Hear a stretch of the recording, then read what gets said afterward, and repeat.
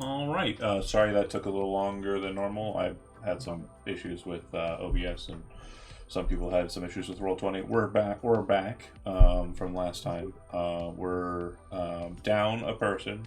That individual is currently having a happy birthday, so wish them that if you know them outside of this. But focusing up. The red ones are Um, good. The If you actually hold on. what? Someone's. Hold on, I'm getting feedback in the ear hole. Scroll up. Lark, it's you. Thank you. So downtime. Last session, the group completed the mission on hold, or sorry, on Lithios, and they are still on Lithios technically, meeting with Chemical Steven at a remote location on the far northern ice plains of that planet. The situation went well. We just need to determine exactly which items you are offloading and which items you are keeping. To make sure that we understand that, there were some items that were accrued during the session last time, and I just want to know, before I kind of get into a couple of beats that are free time / downtime, I would like to know what items you're planning on keeping and what items you're planning on relinquishing.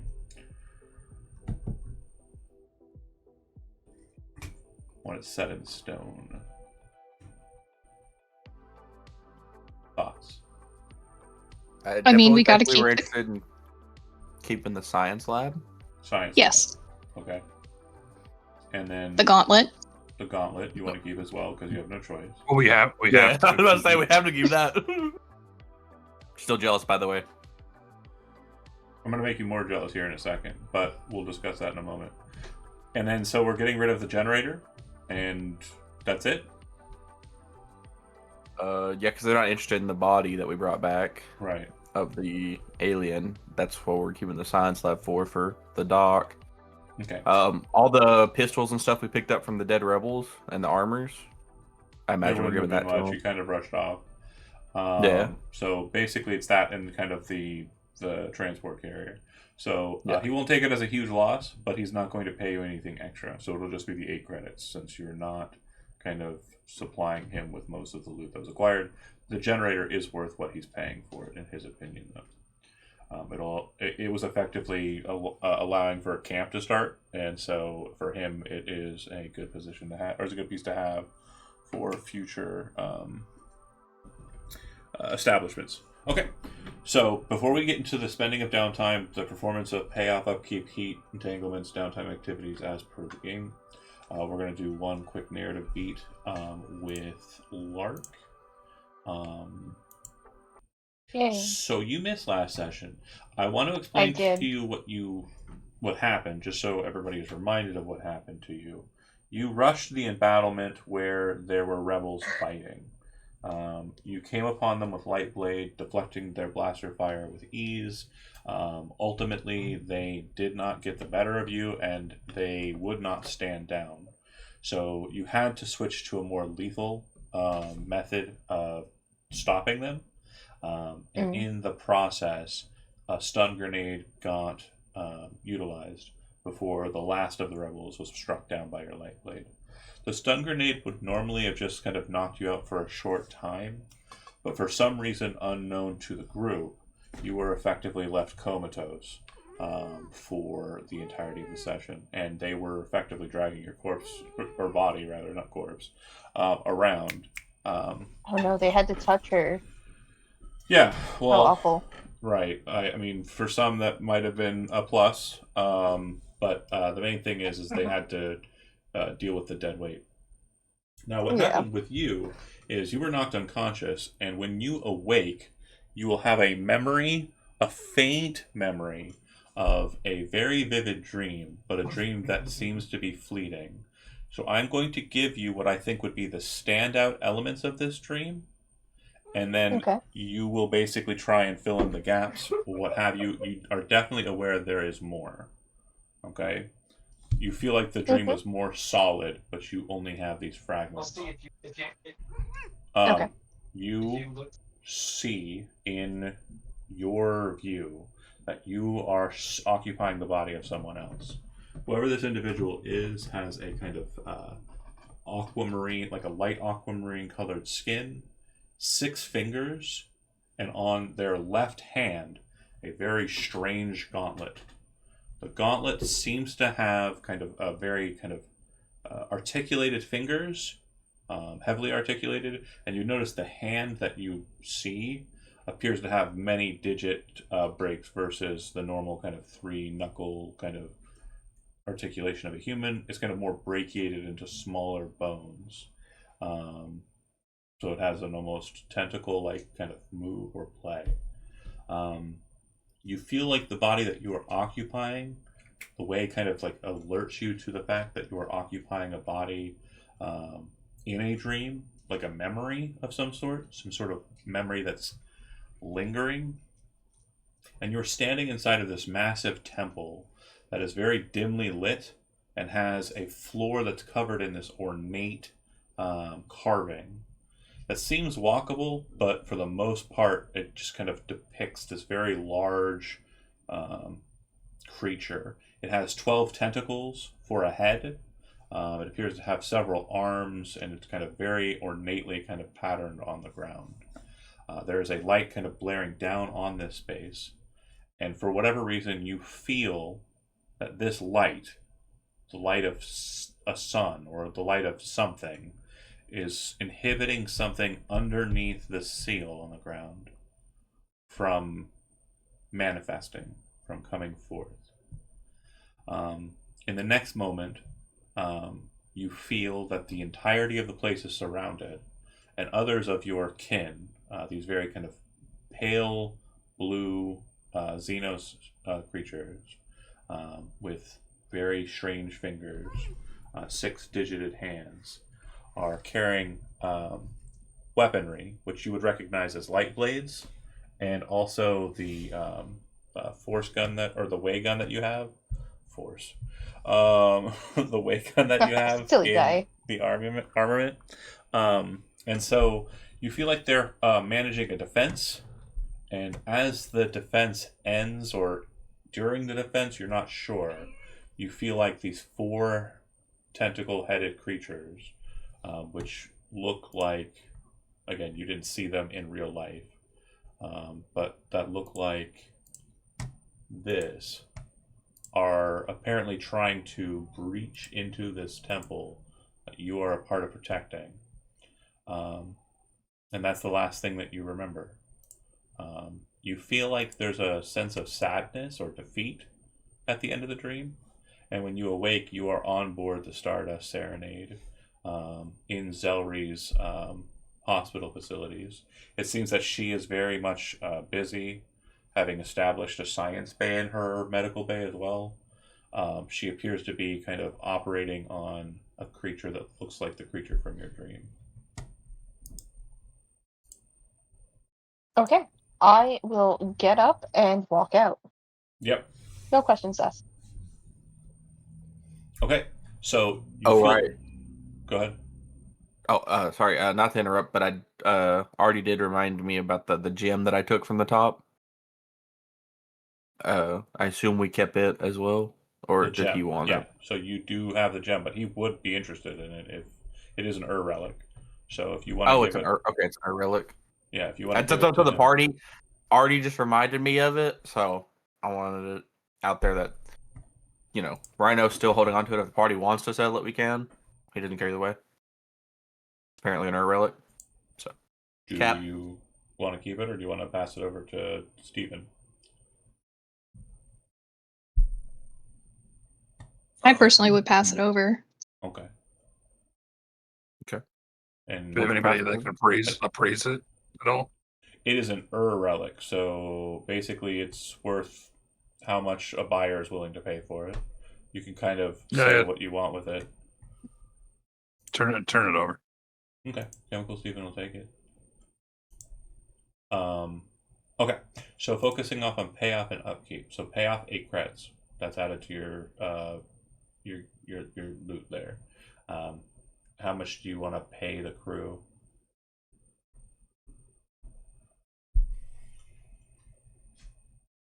How much do we get again? 8 cred. We got 8 8 credit. credit. Is that including the payoff from the Oh, the The- gem. Sorry, relic? Yeah. 10 cred. We got one.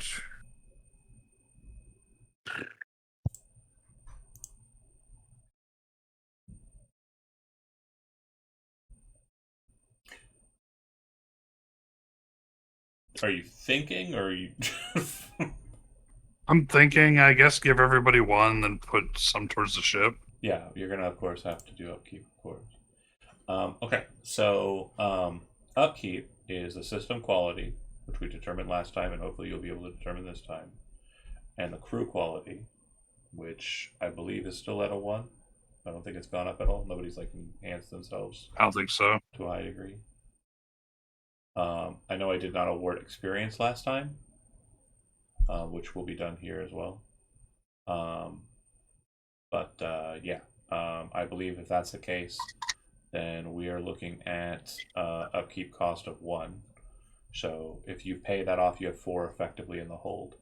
You're banking. All right. So heat is something we need to determine here. During the course of the scenario last time, you were engaged by the hegemony directly. Your ship did get away, but your ship was seen on location before it got away. So heat is definitely being accrued here. What I'm going to say is that in its initial space, it is a heat of 4. Loud and chaotic, high exposure. I'm also going to note that... Oh, no bonuses. That's it. 4 heat total, which will get us to a max on here. Which will change it to a level of 1 wanted.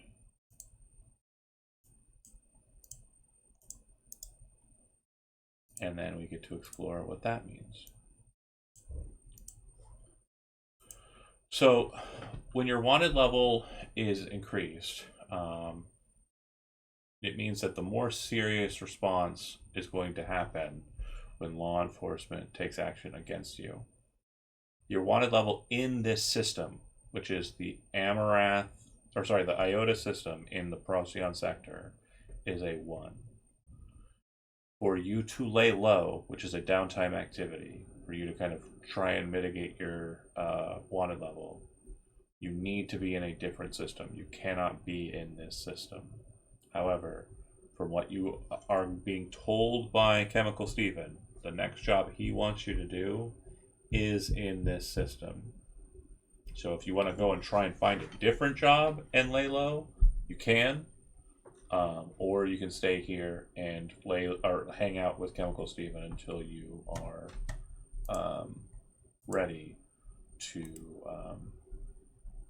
progress that job. What's the choice there? Are you staying and working for the rebellion through Steven, or are you running away?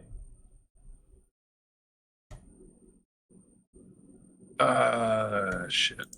You can talk to crew as well. You don't have to make the choice yourself. What was the has he gone through the details of what this next job was yet? I'm sorry. He has not. Okay, that's why I don't remember. It'll be good for the rebellion in this sector, where he has kind of a leader of the rebellious forces and one that you can kind of trust due to your joint efforts in Pariahs.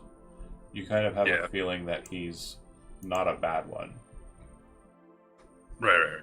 No, I never did, but Yeah. I'm just saying, like, to the crew. What are we feeling? What are we thinking?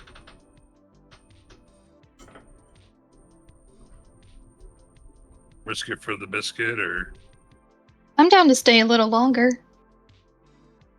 It seems prudent to do the job that is in front of us. and we're already here, so Phoenix, Rhino, weigh in. I'm down to risk it and stay here. I mean, if we stay, we might get to fight more. So. I genuinely thought you were going to say, I too like biscuits.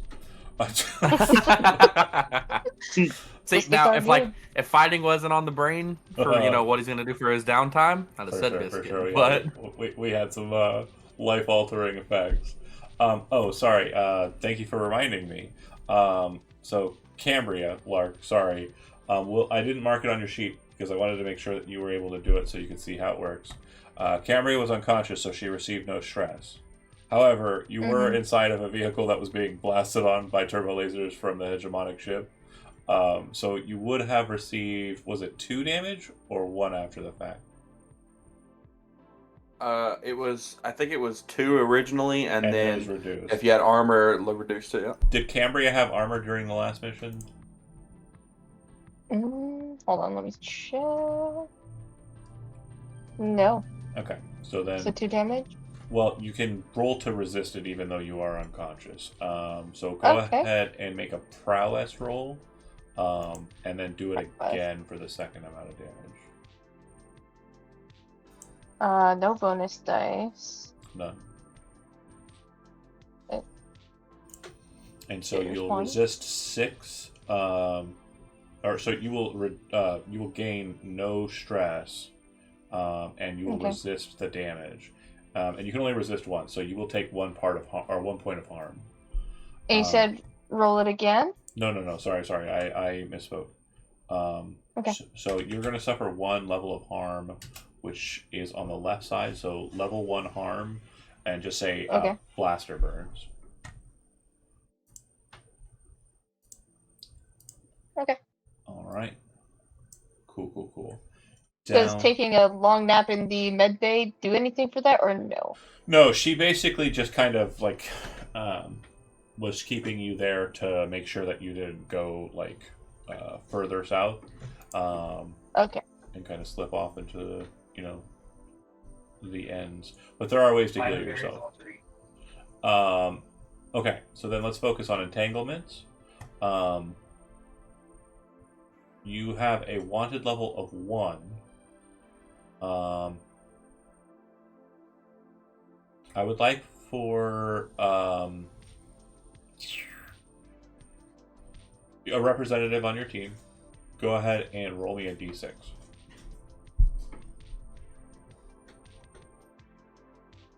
Okay. I'm so good at this. Yellow is good. Okay. Looking at the starships or Stardust Serenade, and because of the situation that we just underwent, the cloaking device is currently on the fritz. It is damaged. You may repair the system as normal during downtime, though you have to deal with the consequences of the damage at the time it occurs. The entanglement can happen while in flight, between planets or systems, or on the way from a job. So basically, during your escape process, as you were kind of fast flying through the snows and the ice, the cold kind of caused it to depreciate since you were trying to remain cloaked. As it was active, it basically kind of hot plus cold cracking. So it kind of cracked the outer lattice of how that system works. Cool. That's entanglements. Then we go to downtime activities.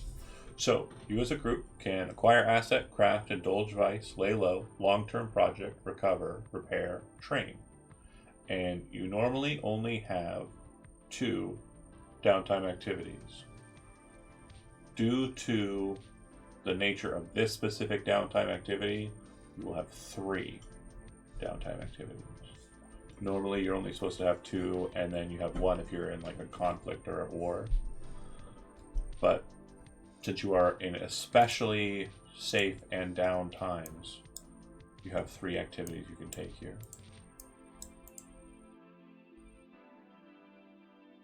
Okay. And are we getting XP after that, or is it going to be after this session? So I can go ahead and give you the experience for the last session, and I'll deal with the extracurricular experience on the side. So each one of you is going to go ahead and gain 3 experience. Cool. And then, just to make it easy on myself, each one of you was sufficient in gaining 1 experience for last session. If you get a DM for me, you gain more. If you don't, just, I'm sorry. And I still love you. And we can put all that experience into the same thing, right? So, yeah, experience that you gain for the session, you would be able to put into whatever you want. Awesome. So that would advance my playbook. Okay. I don't know if that does anything special or not, but I did want to point it out that way you'd know. Let's see.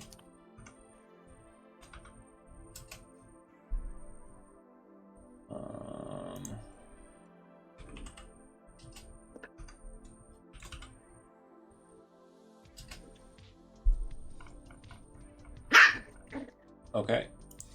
So DMs have been sent. When you advance a playbook, you gain a new special ability. Cool. Okay. Thank you. It'll also increase the potential for raising your crew quality level.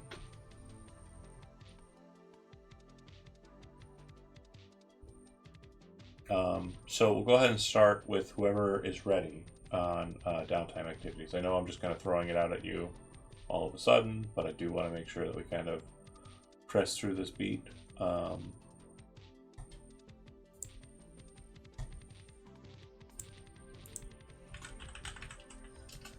Okay. And you said we get 3 activities?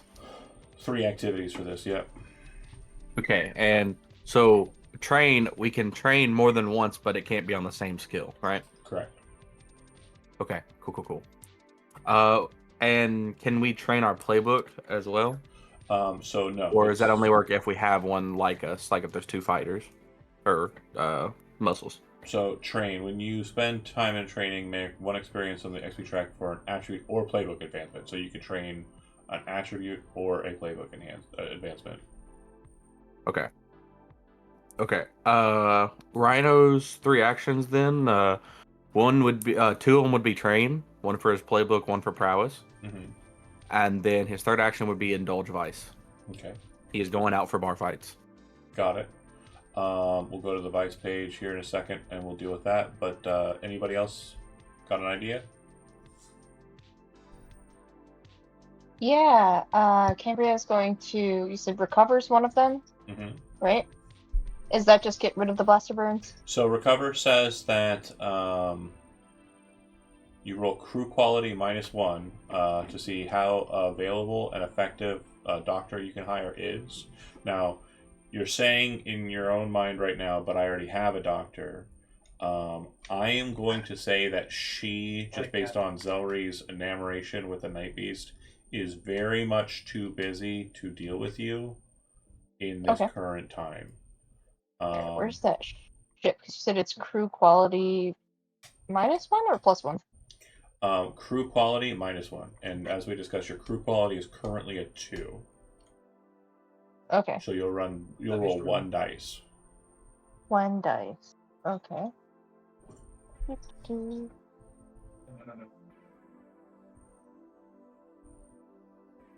Oh, that's great. What'd you get? A 1? Yeah. Okay. So when you've received treatment from the recover action, you clear all level 1 harm. Period. If you Okay. have harm remaining, advance your healing clock on your character sheet, and you basically will increase the clock by 1, 2 for 4 to 5, or 3 for a 6. And then if you critically succeed, you would get 5 segments on the clock. But since you don't have any level 2 or higher harm, level 1 harm is cleared. Okay. And then I'd like to train Resolve in my playbook for the other 2. Okay. That works.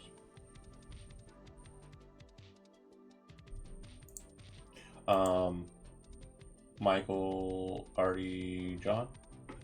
Yeah, so I have a question. I'm reading through like the training. Doing that to add 1 to the XP track of a skill.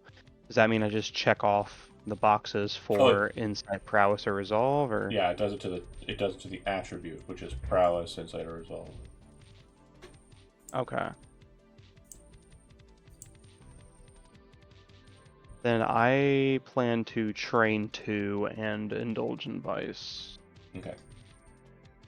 And just so we're clear, when you get resolve, prowess, or insight, the attributes up to their maximum, you then go back to 0 and you add a single triangle to any one of the skills underneath it.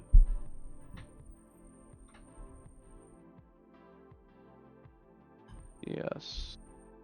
Okay. I am adding 2 to prowess. So I want to make sure too that we understand the cloaking device is currently damaged. If you spend 1 cred and someone takes the repair action, you can fix it. I plan on repairing. Perfect. Well, you're up next then. Hooray! So, I would like to train, and I will use it on the playbook advancement. I will indulge a vice Mm-hmm. and host a smoke session in my room, and then I will repair the ship. Not necessarily on the same day. Sounds good. You'll take and you'll use the repair action to do so, and you'll spend 1 cred and clear 1 damage on a ship for if you succeed. 4, 5, 6, Okay. I believe on this will succeed. So, Actually, sorry, apologies. The repair Yeah. action itself, if you're fixing small things, you can just make a rig roll and it doesn't require any money. But since this is a larger kind of problem, the latticing kind of cracking, it's going to be 1 cred and you just clear the damage without a roll. Got it. I understand. Page 188 for specifics. I was just reading it weird. So no rolls needed. okay. Cool. Are we taking it out of my personal stash? I don't think you will. Or are we taking it out of the ship? Jazz?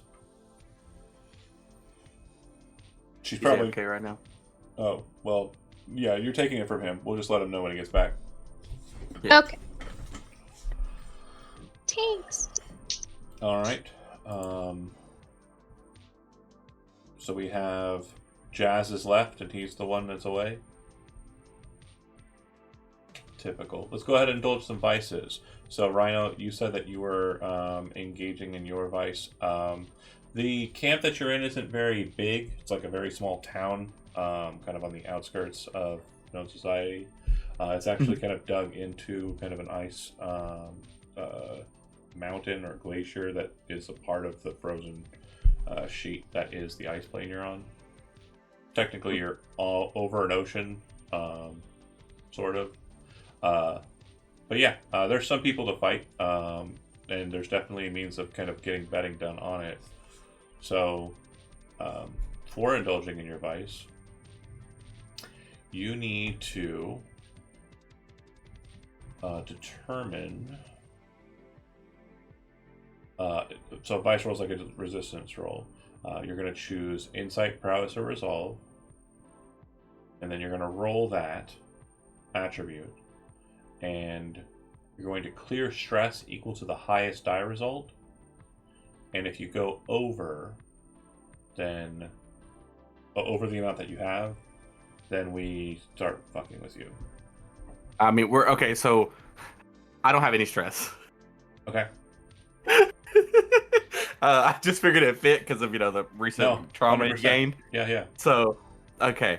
Also, for note, for my special ability, I took scary. Okay. So that also fit with my trauma gained. So I will roll now. No bonus dice. Yeah.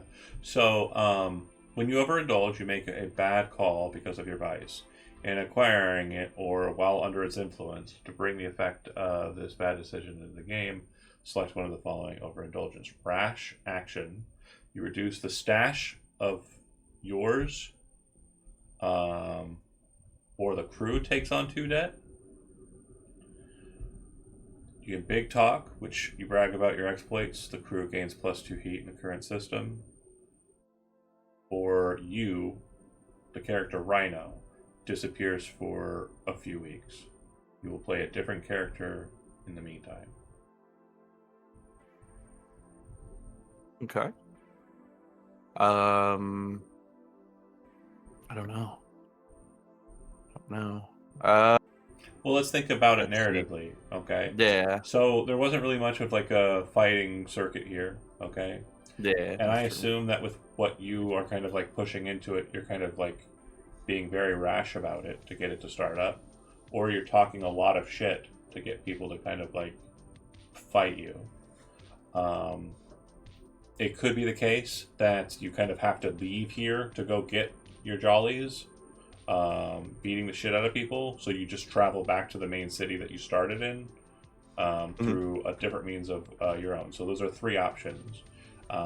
If rash action happens, like you are so desperate to get a fight that you start breaking shit here in this kind of rebel town, and Chemical Steven is like, you owe us. Like, your crew owes us because of Rhino's bullshit. Big talk. I mean, you start talking amongst people who are not technically in the rebellion, the common people of the town, and the hegemony will kind of like, catch wise of that after a fashion. And then again, I feel like, given where we're at, I feel like Big Talk would make the most sense. Okay. Because he would be talking like mad shit about sliding down the thing and blowing the fuck out of all the aliens. He's talking a lot of shit. And he kills a guy. And that fits. So, yeah. Hegemony is very much focused on you. It wasn't a rebel guy, but they're definitely not a fan of that. So you build up a little bit of heat for you and your crew. Okay. Mama ain't raised no bitch. For, I believe, Phoenix, you said you were indulging in vices as well? So actually, I had my stress mischecked. I forgot to reset it. So instead, I would want to do my long-term project. Okay. Of Now, finding my previous mentor. Okay, you sure you don't want to change your, to adding a whole other clock? I was You don't yeah, have to. You don't have I was to. thinking about doing that. Let's just go ahead and increase I want your to clock. I want to stick with the mentor for now. Yeah, maybe they can help you with the problems at hand. You see what I did? Did you see what I did? At hand. That's fucking good. That's a really funny bit. So Also, when we first established the clock, I didn't check exactly how many segments it had. Do you it has one. remember what that was going to be? Yeah, you rolled shitty. I have it checked. Well, I mean, like, how long is what's the size of the clock? 10, I think it is. It's a 10-pointed star, right? 1, 2, 3, 4, 5, 6, 7, 8, 9, 10, 11, 12. 12-pointed star. Okay, we're doing 12. I think that's right. So then, yeah, we're moving to the clock. I believe you're rolling a d6. Oh, yeah, it should be a 6 from what I just read. 1 through 3 is for 1. 4, 5 is for 2. Yep, and a 6 is the 3.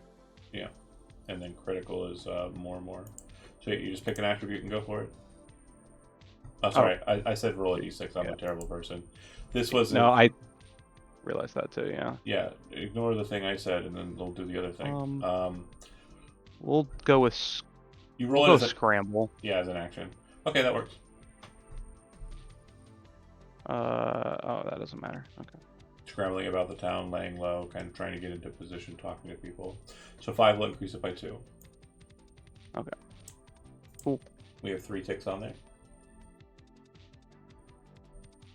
All right.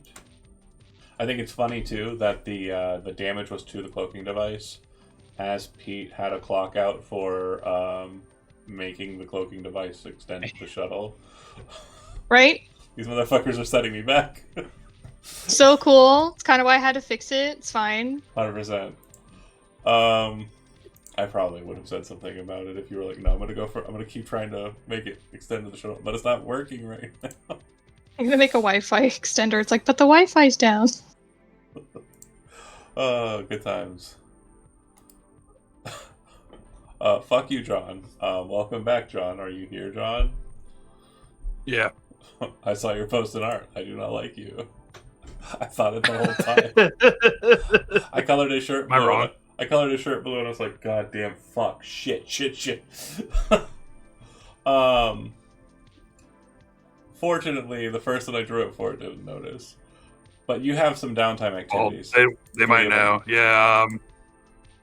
I need to relieve stress, so I guess I'll do 2 vices, Okay. And you have one and more. that's super. I'm giving you 3 downtime. And train. And you can go ahead and move that to whatever you want. Cool. Go ahead and give me, you said Vice twice? Yeah. Okay, go ahead and give me Vice roll number 1.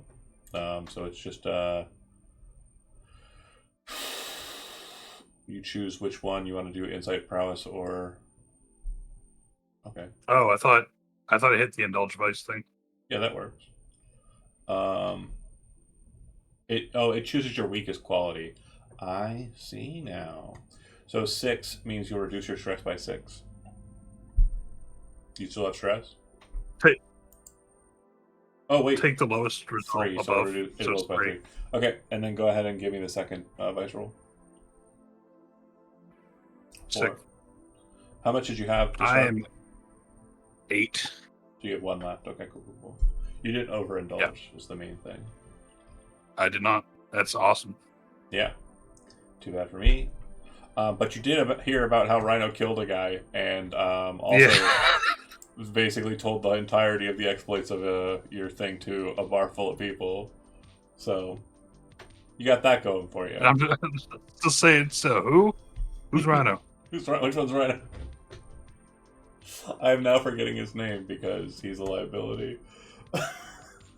Is that how this process works? Is that the actual code behind it? Kinda. Okay, Kinda. love it. Kind of reminds What me you of mean a big? guy. You mean big? You mean big guy? So, with that, I don't think you have any debt that you need to pay down, right? No. You can gain cred beyond what you have if you want to spend it for something in particular while you're here. You can take a kind of like acquire asset action, but I think everybody kind of rolled to try and kind of increase your current currency but build up your debt. Yeah, we can zero that. We do need to no. We do have a targeting computer we could get installed, unless that's something Pete could do. Well, I just had to fix the cloaking device Oh right. to work on my mini cloaking device for the So baby true. ship. So, So true. mm-hmm. okay. So it seems like we've got everything kind of. Go ahead. I gotta look at my character thing. I forgot the thing you sent me. Yeah, plus. Oh, I also need to indulge. Would have been a total of 4. Oh, sorry. Thank you. Yeah, smoke in the engine room. Go ahead and roll. Hell yeah. Click the vice roll.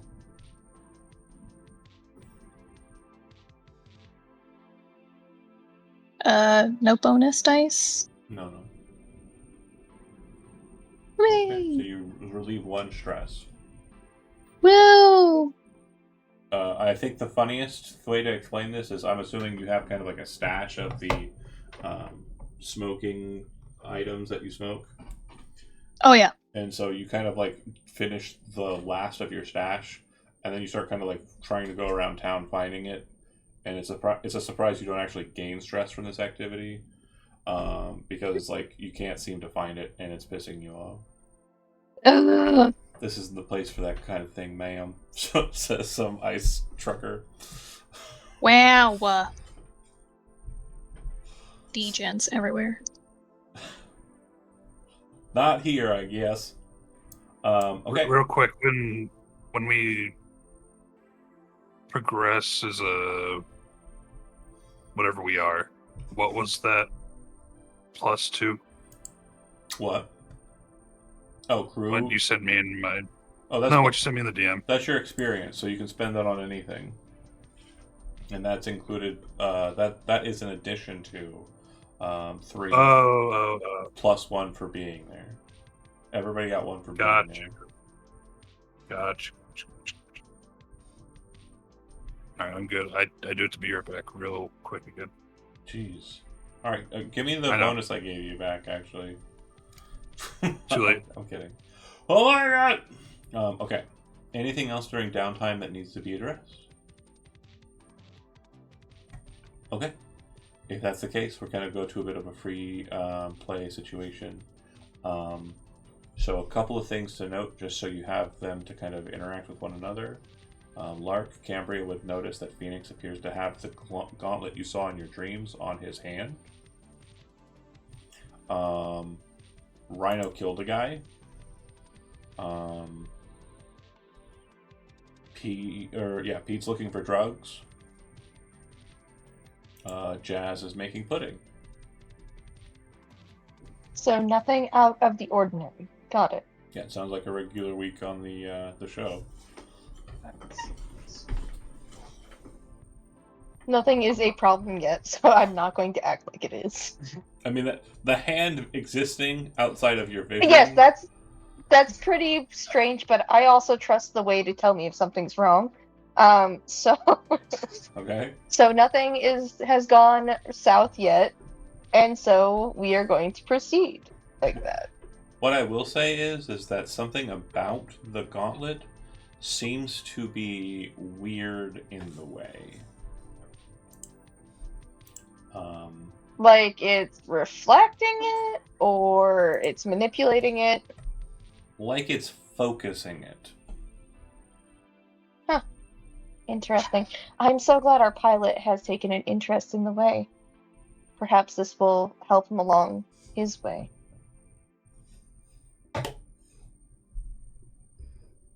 But you don't engage him with it or try. Not yet. I will engage when something goes weird. Got it. Drugs and killed a guy.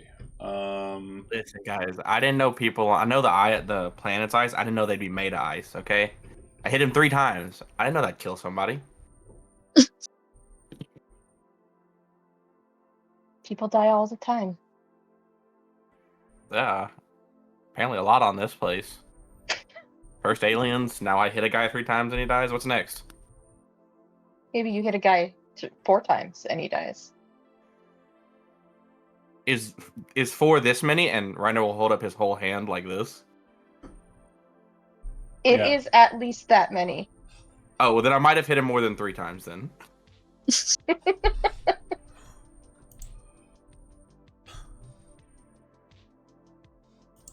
I'm just waiting for John to get back. I'm sorry, folks. The next Yeah, no, you're good. is the John I call also up. have drugs. Okay. If you'd like some, Pete.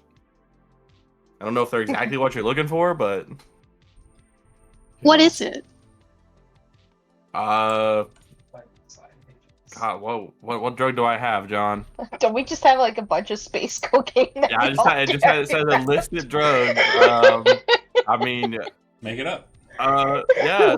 Well, here. So what you do is Space you rocks. take this and you put it under your fingernail, and it causes you to feel like the most like out of it ever. You feel like you are your fingernail. It's space rocks. Uh. You put them under your fingernails. Everybody knows about it. Yeah. Sounds horrifying. Uh, You feel like you are your fingernail. So I just need some weed, man. Like, the fuck? See, I thought the whole like stress thing about her predicament is that you were gonna say that she ran out and so she had to like smoke stems. I mean, That's horrible. I think From someone who's done it, it's horrible. the stems is why I only relieved one stress. You know, so too difficult. to kind of put a beat on it, like obviously Pete would be familiar with drugs if that is her vice. The substance that Rhino suggested, it's a dust called malign dust, and so putting it under your nails is an option, but you're pretty sure that any injection source would be fine. I guess it's just a choice, and it is a psychoactive, like it's like a psychedelic. Put it in your eyes. It's especially strong. Ugh. I'd say it's something like a mushroom or a magic mushroom or like a LSD. Oh hell yeah! I bet you that would help you connect with the way. You know, I did plenty of connecting with the way. I like connected with one of the aliens and then I was kind of like done. You know, like I'm good. I'm good. Okay. Don't pass out next time. I hated having to do that. Is that what happened? Yeah, I was like trying to get a vibe for the people that you were gonna murder, and then instead of focusing on them, I got like a little ping the back of my skull, and then I turned around, and then I blacked out for like 5 minutes, and then I woke up being carried. So it's really scary. So who didn't pass out? I didn't. Good job.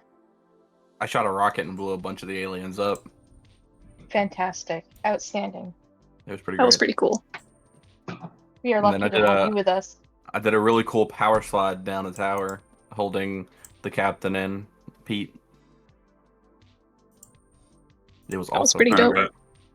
I'm back. Sorry. Speaking of the captain, Also, did you see the Phoenix's arm? You know? so jealous. Yes, he is wearing the thing from my dream. No, the other one. It's like gone. The glove. It's all burnt to shit. Oh, like your other arm we is didn't- also gone? Yeah, we didn't talk about So you that, I put... guess. Yeah, Okay. That's my left interesting. arm is all burnt up. That John, I is was going to ask you. unfortunate. That must make it difficult to pilot. What'd you do that for? Oh, it'll be alright.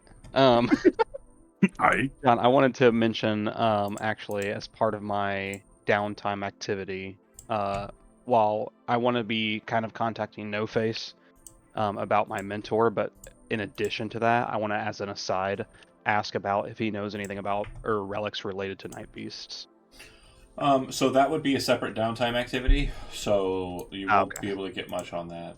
He just has, Okay. That's a wicked looking one you got there, but I mean, Perhaps we could...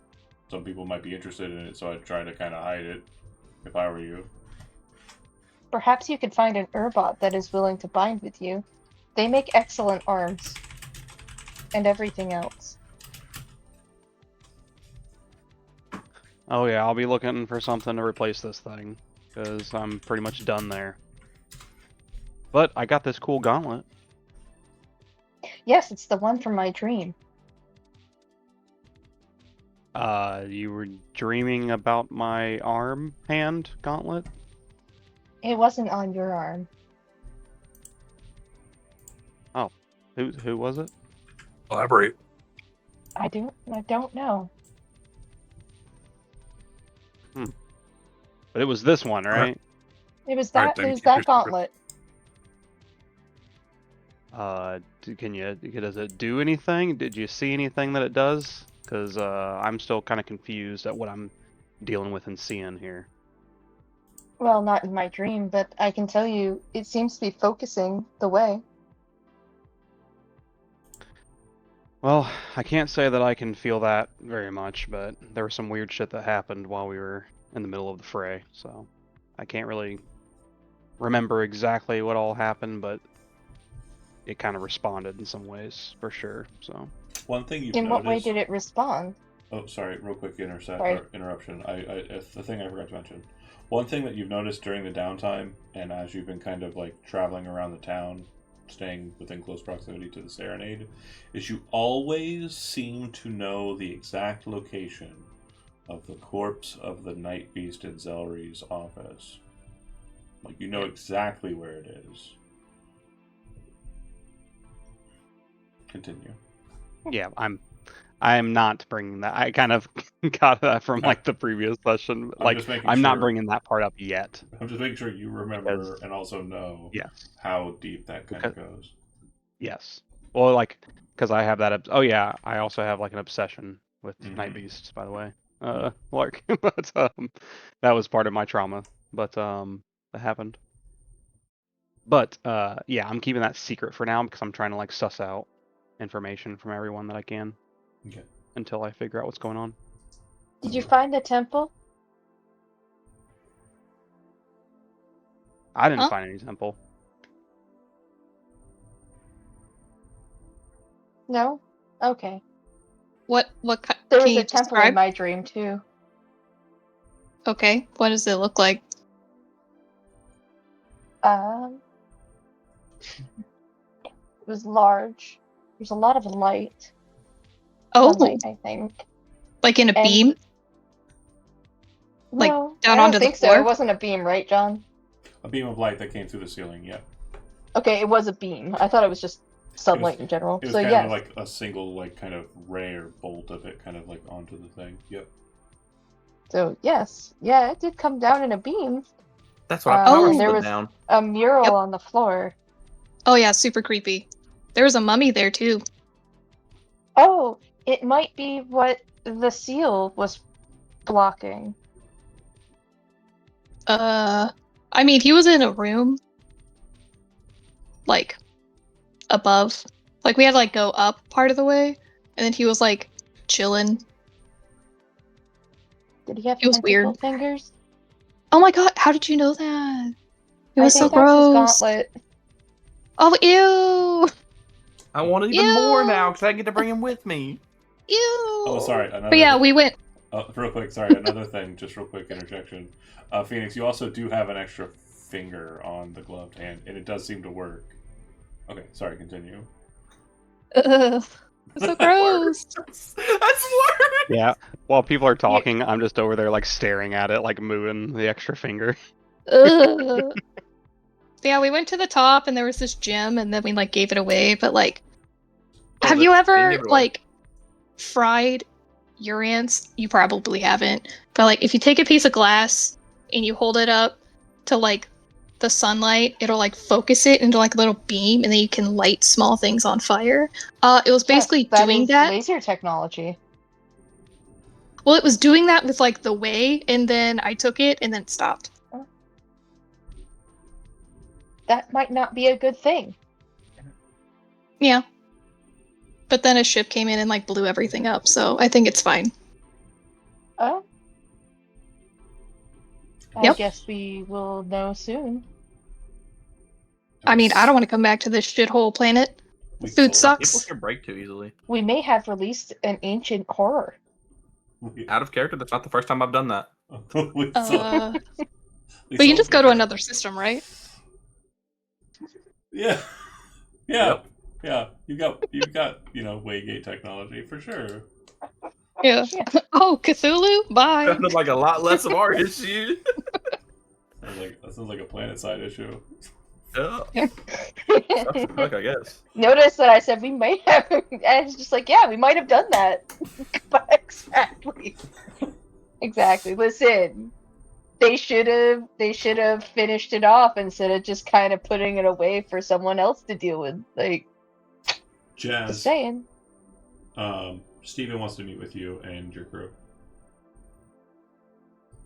I wonder if it's about the Eldritch Horror. Hope it's not about the guy I killed. Nah. Hey, does Chemical Steven, like, have drugs? Yeah. He is Chemical Steven. Yeah, Oh, You know, I would hope. 100%. Well, yeah, but like, I'm not trying to drop acid right now. Like, Sure.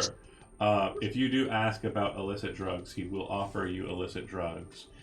He will give you effectively like half a cycle or half of a year's supply for 1 cred. So Wow. You will be able to continue in that. Again, cred is not like chump change. It's big money, Yeah, I figured. but it's a lot. but this is how I relieve stress, and I have a lot of it, so I'm doing it. You are It's losing like your apparently cred. everybody buys in bulk. We're going to Costco. Yeah. Yep. It's your basically have- money. You have bricks and bricks of this shit in the engine room. It's in my room, not bad. the engine Just room. use it as a throne. That's Welcome what I to my pad my mechanic bed hall. with. Yeah. That'll help with if somebody searches the ship, they won't be able to find it because it's under the bed, or it is the bed. Okay. It's like the year politics bores me meme. Oh my god, Yeah. I could build a fort. A fort of wheat bricks. So he's able to kind of like promise that, but during the course of you kind of getting to him, finding him, and then talking with him. It's kind of at a location that's very bland. You've definitely never met Chemical Steven in a location that wasn't interesting, and this is the first time for you, Captain Jazz, that has happened. He stands out very brightly, kind of dressed in the space. It's very gray and like grayish blues. And he says, it didn't go as hopefully as I expected it to, but I suppose it's gonna have to do. You did a great job. I think I have an idea of what we can do with that gemstone. But the current issue is we have a bit of a problem. There's a bit of a power struggle going on back where we ran away from our problems. You remember Princess Hachi? Docker. I do. Her ship was at a space station near the planet of Indri not too long ago. A illicit space station, I believe, one that was being utilized by a guild that wasn't supposed to be operating in the IOTA system. She left. A distress beacon was thrown out on her travel to Amarath. I believe she was heading from Amarath, or the expectation was to head from Amarath to Nightfall in the Breck system, and then continue on to Parias. She had rallied forces. She had gotten in contact with me before she disappeared, before her ship was seemingly hit on its way to Amarath. A very unfortunate thing, too, because it was struck while inside of the presumed safety of the asteroid belts here in Iota. Normally, the hegemony has not traversed into the asteroids to find our forces or to find our shipping lanes therein. But they got her. And she's important. Leads me to believe that there might be an insider in the rebellion for the hegemony, a traitor who's passing information along. You have two And they options. need to be taken care of. You have two options. I have two jobs I want to deal with. I have a crew who will take on whatever job you don't, and they'll do their best to resolve it. You can follow up on a lead that I have regarding the potential contact. It will be inside of a rebel group located in Breck. They were, well, Nightfall was a destination for purpose. It was my hope that this rebel force would be the ones who would be receiving Lady Hachi on her arrival. It is most certainly the case that our traitor is amongst their number. The second job that I'll be doing, or that I'll be offering you, is Princess Hachi is being held at a prison facility in the planet Amarath. It's within the guild garden of the Mendicants. I believe a group of Way Guardians are the ones that are the wardens and sentinels of that place. It would be a very dire and very risky job, but I do know how so you love those. The situation in Nightfall doesn't seem as risky. However, I don't doubt the hegemony is aware, that we're aware, that they have someone amongst their number. And it could be the case that they are not going to leave it lie. I doubt that they would leave a known rebel location So it's possible that the base on Nightfall is open to attack.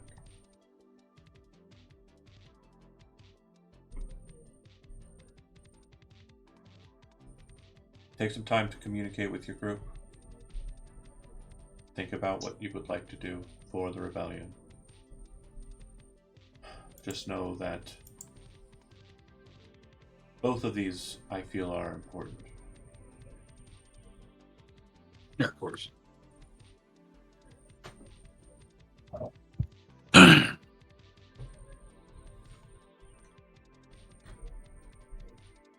And go smoke some weed. Yeah, I was gonna say.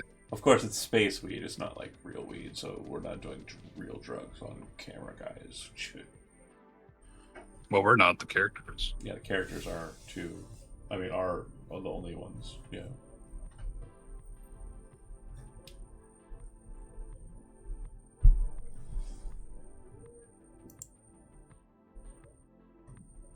All right, so I am with the amount of heat we just got and all that. I believe we should probably go for the job where we it's not as crazy. Yeah, Does that so my other thoughts are, hear me out. If we go for the saving the queen and we mess up and she dies, that's a lot of heat on us. If we go Yes. for the infiltrator and they die, it's a win-win in some cases. It's just a little less information that we gather. Right. And real quick, she's a princess. She's not a queen. Well, yeah. Or princess, whatever. I just again A monarch. Tomato, tomato, potato. Technically, she's not a monarch, but yes, she is royalty. But yeah, Royalty, whatever you want to say. I don't give a it's shit. I don't. important. She's an okay? important person, and if we fuck it up, Tomato, because tomato. we are ragtag and weird. I'm just. The details are important. Okay, I made this shit up and did like a lot of work. Potato. I'm okay Potato, with whatever you potato. want to do, boss. I'm more interested in whatever lets me kill more people. Always can count on big guy. I'm pretty sure people will die either way.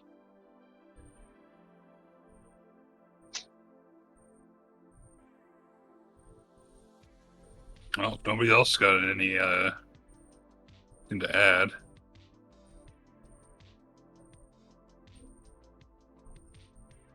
So we're going after the traitor.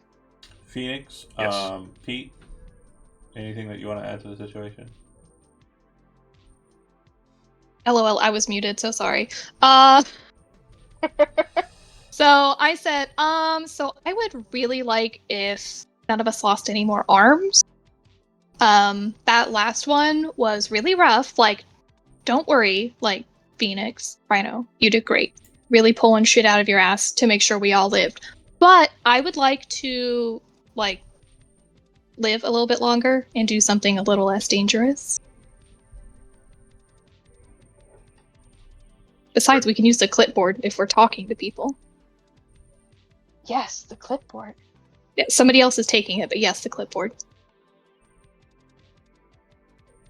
I think this time we should give the pilot the clipboard and see how they do.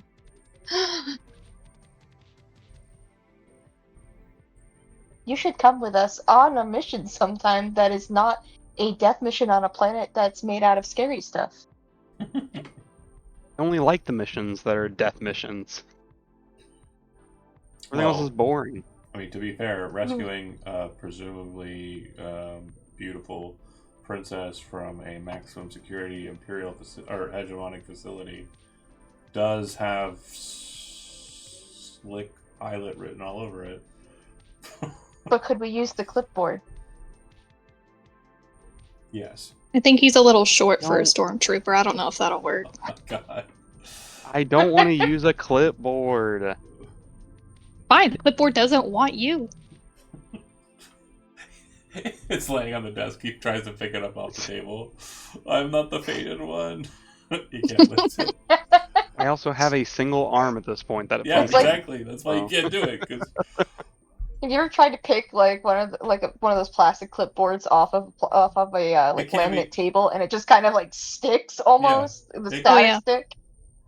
It can be difficult. You need nails.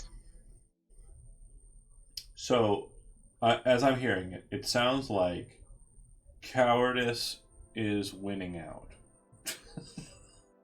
Shut up. No, I mean, again, Survival instincts are strong right now.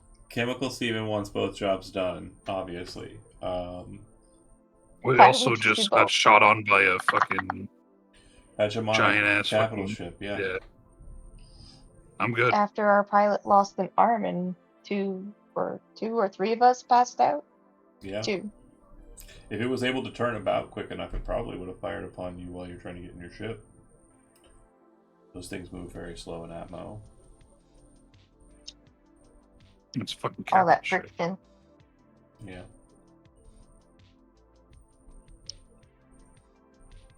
And I like to think of them as having kind of more rotationary fire, like old battleships of like the waterways, like shooting from one side, just kind of broadsiding. Batteries. Yeah. Yeah.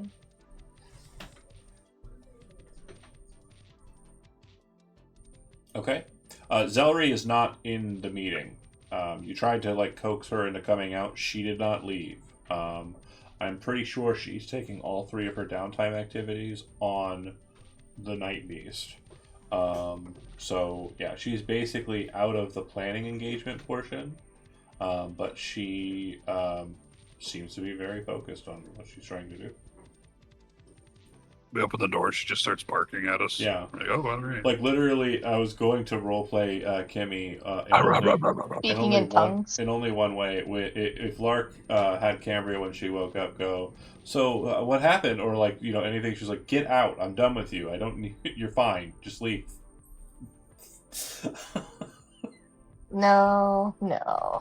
She would have been like, get on, Kit. Pull out a spray bottle and just start. Okay, but that's basically my bed. I woke up there the first time too. Yeah. It's my cot. I sleep here. Fair. So, Phoenix, you're kind of trying to like win them over on go for the more like risky thing, or I mean, I'm trying, but it doesn't sound like it's working. So okay. So I You want to can make, choose so many people. sure too, based on what we've got out there, that just that Chemical Steven is right there. So if you have any questions about either of the 2 gigs, he's definitely willing to inform you. What happens if the princess dies in our care? It's highly unlikely that she will die under your care or at all unless you are the ones doing it. She is a figurehead in the Dracia sector, and she is also someone that the hegemony is utilizing to, or is most likely going to utilize to gain more power and pariahs. It's unfortunate, but she will basically be utilized against her will to move forward the machinations of the hegemony on the border system of Dracia. If she is not rescued, well, it could be very bad for the efforts me and Captain Jazz already put forward in the Dracia sector, and it'll definitely make us lose our foothold, or at least make it slip more there. Do you trust that this group that you're sending out would be able to handle that? As much as I trust that you would. So indefinitely, okay. He kind of smiles. Fair. Maybe less trust than that. Mm.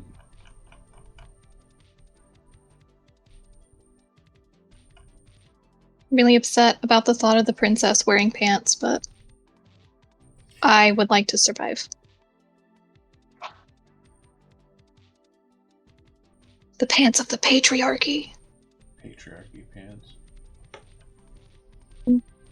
I Look, don't want surviving- people to have. Who's Pat Arky? I don't want people to have to wear pants. That's not good for them. Oh my god, is that Pete's last name? What? Pete Archie? Yes. No, my last name's Moss. Oh, No, I know. not anymore. But Pat Archie. I'm sorry. Pat Archie. Patriarchy.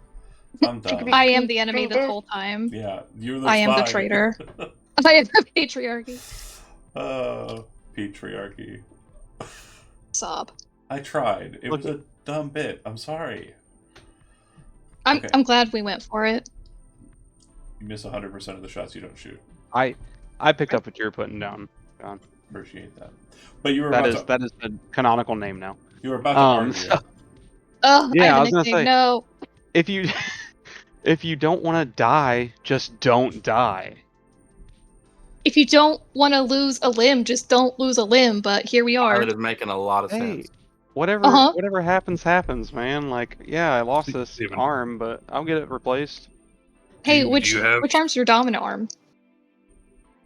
The one with the cool gauntlet. Look at that now. Look That's at covered in metal. net positive. He's got a scary movie strong arm. You say to Steven, what were you saying to him? Do you have schematics of this prison? No. Like everything we would need for infiltration? No. What I Alright, do well. have is a hegemonic ship that you could take. Ooh. That is Oh, a God. that is a prisoner transport. It would get you in, but out I'm not so sure. Fair. Depending on how smoothly you engage with it, it'll allow you access into the prison facility. However, I will state that as a prison facility, it is itself not widely defended. The idea of breaching into the system, or rather, close to Amarath, is highly unlikely. Amarath is very much a guild planet, and it is very much a guild that is associated with the hegemony. So you're saying that we'd most likely have issues if we fuck up? It is the heart of the it is the heart of the hegemony in Iota, and probably in most of the Procyon sector. Yeah. It does not have as strong a fleet presence because there's no need for them to be there. Right. As you understand, the hegemony does not rule by power, it rules by fear of the power they have. The Mendicants are the ones who primarily have presence on Amarath. I believe that I have a contact planet side. Uyen Alvoran, noble, a bit of a duelist, part of the religious house of Voron.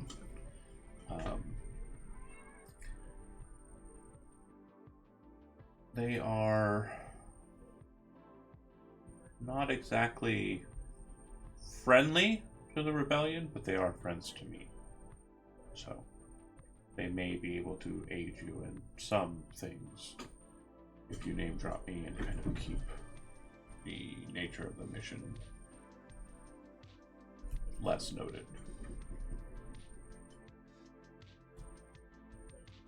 For the other job, what assistance can you give us? Little to none. The planet of Nightfall is a very simple colonized planet. The hegemony colonized it and then left it to its own machinations. It has definitely spread in its size since initial establishment. And over the last few centuries, I think it's probably the most urban of the cities in all of Procyon. It has not fallen to industrialism as Entry has. It has 13 moons. The space station Obelisk orbits Nightfall, and the 51st Legion is present on Obelisk. Our rebel detachment on Nightfall is very minimal. but it's so it's primarily built with smugglers, people who are able to move material from planet to planet, system to system, and it is also a situation that is very much always moving. Information gatherers, socialites, individuals who are part and parcel to guild activities on the planet. I would say that it is the one that I feel has the most to do with our efforts. A lot of the efforts in the lead up to Parias were handled by the Nightfall detachment. They call themselves the Fallen Ones.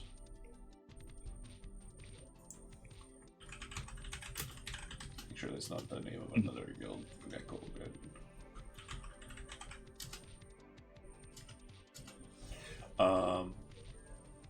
And so they will be helpful, but one amongst their number, or perhaps more than one amongst their number, are definitely working against the rebellion's efforts.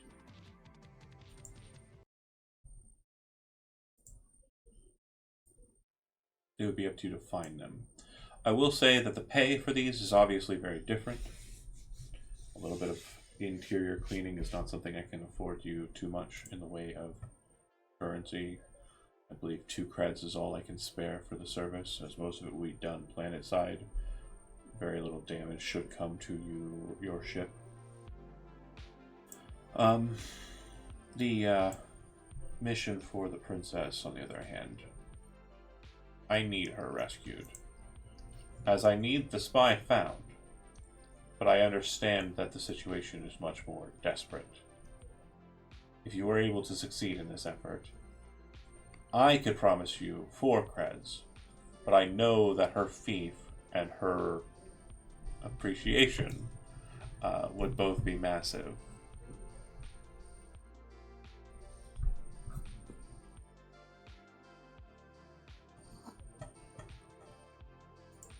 I'm gonna look to Pete. Pete has that look of like trying to do calculus.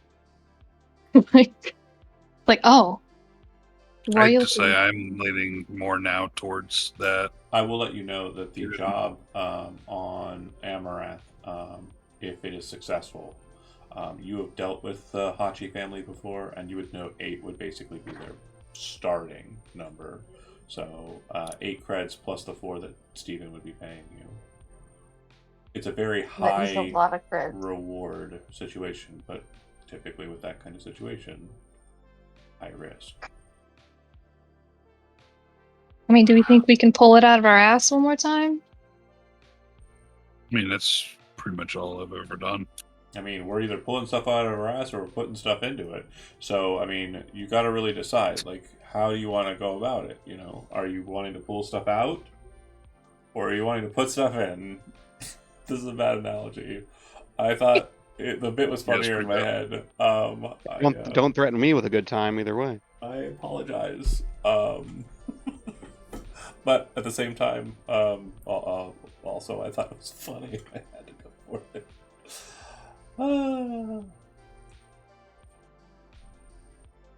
So, any other questions about the jobs at all that you want to ask of Steven?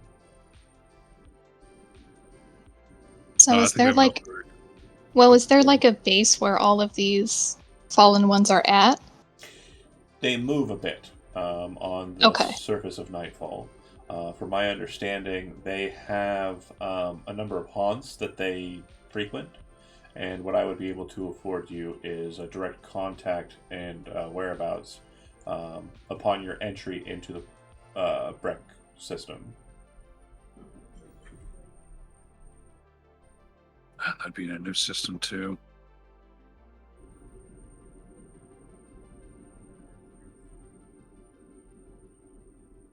Yes, so we can get heat in that system.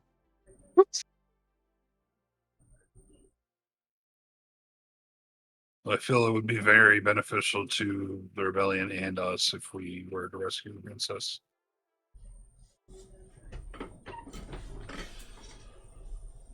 I'm also looking to our strengths. I don't know how many people we want to deal with, our type. We're a little broke for that. We do have a giant laser. We do have a giant laser, and we should use it. You have For our one one time, we device. can. And a clothing device. A transport. A prisoner transport that Stephen has secured that he'd be willing to lend you for this job specifically. And an alien corpse. Zelry overhears that somehow and over the comm says, "You don't have a fucking alien corpse, I do. Shut up, Click." My bird is very has opinions about that. Jeez. That's what that night beast sounds like now. Oh, it's awake. Great. She reanimated it.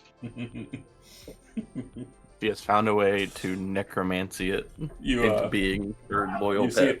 You see it stop and like it kind of leans forward and you see Zelry's face inside of it and she says, "Would you fuck me?" And she's just wearing the skin of it. Oh my god, that is a great reference. She Buffalo Billed it. Love that. That's fucking something. Silence of the Lambs, Brent. If you ever get a chance, check it out. I love that movie. Oh, I love it so much. One of the best horror movies of all time. It'll definitely fuck you up a bit, but yeah, check it out. It used to be my study movie. I would put it on while studying for tests and stuff. Actually, It's phenomenal. Jen, no, it won't fuck you up at all. You'll be fine. Like, you've seen worse shit on the internet. It's not, yeah. Yeah, you're it's not fine. like that actually It's a bad. good It's just film. a really good movie. Focusing. That and original Texas Chainsaw Massacre. Okay, focusing.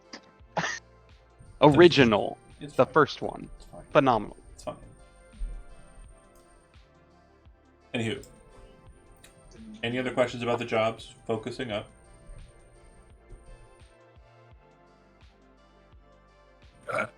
Personally, I don't think so.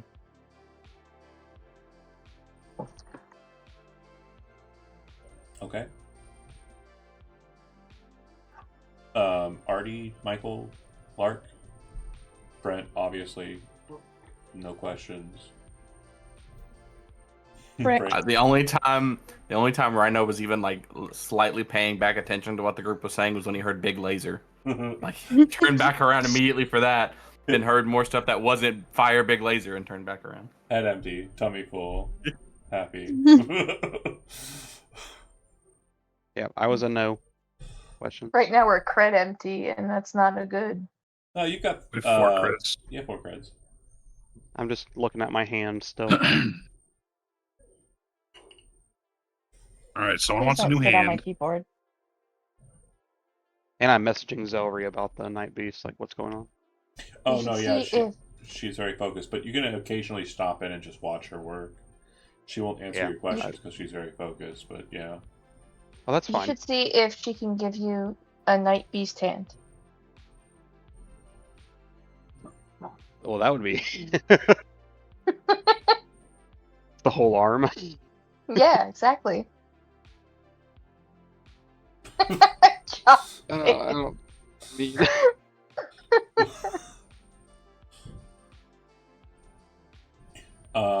You're not No. asking for the whole corpse, just one arm. No other questions, John or Artie? Nope. Pete's No. definitely horrified by this conversation going on, though. Oh, the Night Beast I- arm? Yeah. I have Mhm. an arm that doesn't belong to me. It belongs to Ula. Yeah, it's a humanoid arm, though. It can be other things. We're gonna get like a slow blink at that. I'm sorry, my brain went the whole wrong way. As it should. No other questions, Captain Jazz, right? Cool.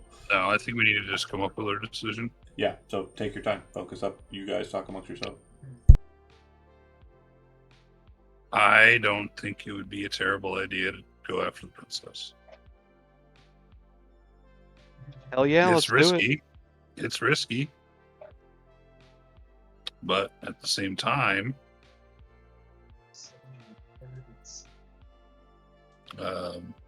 royalty Hey man, I'm just here for the story. And royalties. and royalties. Oh no, she's older than teens. She's in her 20s. No. No.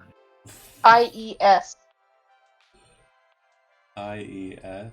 Royalties. Royalties. Oh. I thought you thought this was like a Princess Leia situation, like she was like a child. No. Got it. I'm on board. Sorry. Please don't lay on my keyboard. Leia and Mikey. Thank you. I see what you did there. No, my cat is trying to be baby right now. Yeah, I was trying to do a pun. I'm not good at them. Aren't they all? Okay. He's always baby, but right now he's being baby. Jazz says it wouldn't be a bad idea. Just refocusing the conversation. Mhm. I just work Or here. the captain. Yeah, I've said it a bunch. Let's do it. I'm waiting. I Like your only holdout's Pete. really. It's Pete's decision. Captain. It's not my decision, but I'll go along with it. When I shoot this dog. Maybe Well, I can hack some cameras or something. Do you want to argue against it and kind of try and drive it back the other direction? Again, I want to make sure you guys understand. Like, obviously, a good beat of the narrative is like having the character kind of explain, like, you know, this is bad, we should do this, or why you feel something else is more important. I'm not trying to stall intentionally, but at the same time, yeah, I am. I do want to have more kind of in character beats and like understanding, and like, you know, if everyone's on board with it, then great. But I just want to make sure, because it sounded like at the beginning, some of you were like, "Fuck, that is risky," and then like the second I said 12 creds, it was like, "Who cares?" if that's the beat, that's the beat. I'm That's okay with that. exactly the beat, I think. But if you want, Listen, I For was the right pretty. price. I was pretty sure that I wanted to take it easy, but all y'all want to go get paid, and I kind of want to meet a princess and get favor with a princess. That would be extremely useful. So, know. yeah, Plus, we'll be I'm able now to- equally torn. You said there's like a cult of way users that's involved. Like that's pretty neat. the mendicant. That's the other one. Mm-hmm. So, do you want more information on the mendicants? No, You sure? no. I don't know. Are they involved in the Princess Rescue one, or was that the other one? I thought John just said it was the other one. The planet of Amarath has the mendicants. Amarath is where the space station is located. So you can fly straight out to the space station from here, but that will be kind of seen as pretty weird. But the planet is held by the original Church of the Emerald Heart, also known as the Mendicants. Okay, they sound very culty. But then again, I'm also from a cult, so Again, if you want to ask Steven about them, I mean, I can give you some information. It's not a problem. yeah. What's their deal, Chemical Steven? So he would say that they primarily based themselves out of Amarath. They came from the core. The original Church of the Emerald Heart were politically destroyed by their usurpers, interlopers, and enemies, primarily the Church of the Stellar Flame and also the Hegemonic News Network. Their replacement, the Mendicants, are a bit more favorable to the hegemony. They are travelers primarily. Most of their people will make pilgrimage to Amarath, but many just use it as a leaping off point to continue onwards into the stars, through the Breck system, past the Dracia system, and on into the expanse beyond. They implant themselves with artifacts known as Emerald Hearts, which change them, but also allow them to become great healers. It allows them to focus their powers in the way. I don't know if that is something similar to what happened with you, Cambria, but they too have parts of the inside of them. I am not good at healing. Well, I don't know anything about the way or that, so I do know that they are affiliated with the Concordiate Knights, the Lost Legion, and the Maelstrom. All factions that are present in the Iota system. And as I The Maelstrom are here too. yeah, I read the name and was like, the Maelstrom. But yeah, they're basically similar. It's a band of ferocious space pirates that kind of fuck around and do stuff in and around Baptoma, which is in the Rin system. Purified, noted. Yeah, Tubba.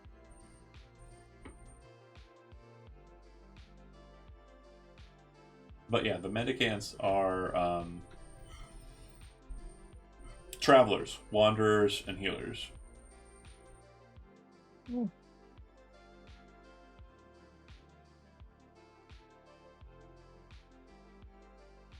So we're going to get money, right?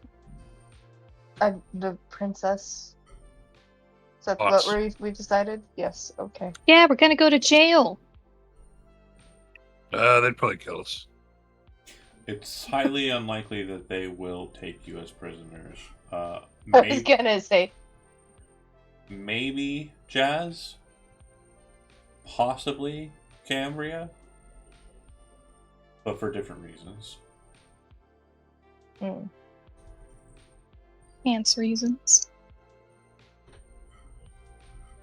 Yeah, they're gonna put pants on Cambria. I don't know where they're gonna find legs that long, but they're gonna put pants on her. I'll be wearing capris. They keep. It's like 3 pairs of pants. The Yeah. pants keep stitching. They're just multiple crotch levels. It's like harem pants. I love sci-fi. I love sci. Sorry, doing a dumb bit. But yeah, the Mendicants are primary on the planet. They're the ones who kind of deal planet side.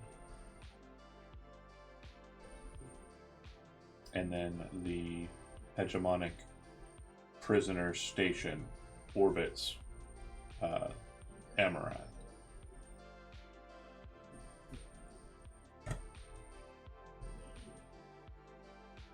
Any Shall other we go questions? get this princess? Well, again, I just want to make sure you guys are asking questions. If there's anything that you can think of, like again, so far you have like a kind of cut and dry idea, but there could be more to it. I don't know how to ask you, or how to tell you to ask the right questions. I just want to make sure that you're Bold of you. curious about. Bold of you to assume I can think. Fair. So, assuming that we take the prisoner transport ship, how do we get our ship? Is someone going to follow behind us with it, or are we going to hope we can make it out on the prisoner transport ship to get back to our ship? So that's a great question. So we're kind of in the setup mode, but we're not like fully into it. Obviously, we were still choosing, but I think we're kind of where we're at, right? So during the planning and engagement segment, like when you're thinking about things that you're adding to your group, there is the possibility of adding people to your group, like adding members of your team. You should have friends listed. Yeah. And if you can think of a way that you'd want them to kind of engage or join in, you can definitely reach out to them. And I would basically, we deal with that in kind of the pre-engagement setup. And I assume the red friend is like an enemy, not a friend. The red friend. Yeah, the red friend is definitely a not a good friend. That's great. There should be a separate section for enemy, I think. Yeah, I think there's a separate section for enemy. So I don't know what you. Nah, one's blue and one's red. Okay, yeah, red's evil friend. Red's enemy. Okay. I just want to make sure. Question. I know we have already probably pretty much decided, but like the Nightfall job, so we essentially like, are they just gonna assume whoever we kill or capture is the traitor, or? You'd have to prove it. Okay. That kind of lower. I was just gonna go in guns blazing. They were all traitors. You Okay. could kill the entire thing and say they're all traitors, but yeah, it's It's requires some proof at least. Yeah. Okay. I just want to make sure that Well, if you wasn't an kill option them because all, then obviously you at least killed the traitor. true. We just laser the thing. Okay. Let's see. I'm trying to think of other questions I could ask. That makes sense. I mean, obvious upsides and downsides. If we go to the new system, we're probably not going to be immediately, wanted, and we're going to a place that we're wanted by here, which, would definitely up the oh crap button. I might be able to fake it till we make it because, I know some things from the military I remember, so that might help us. It might hurt us, it might be like, wait, that's outdated.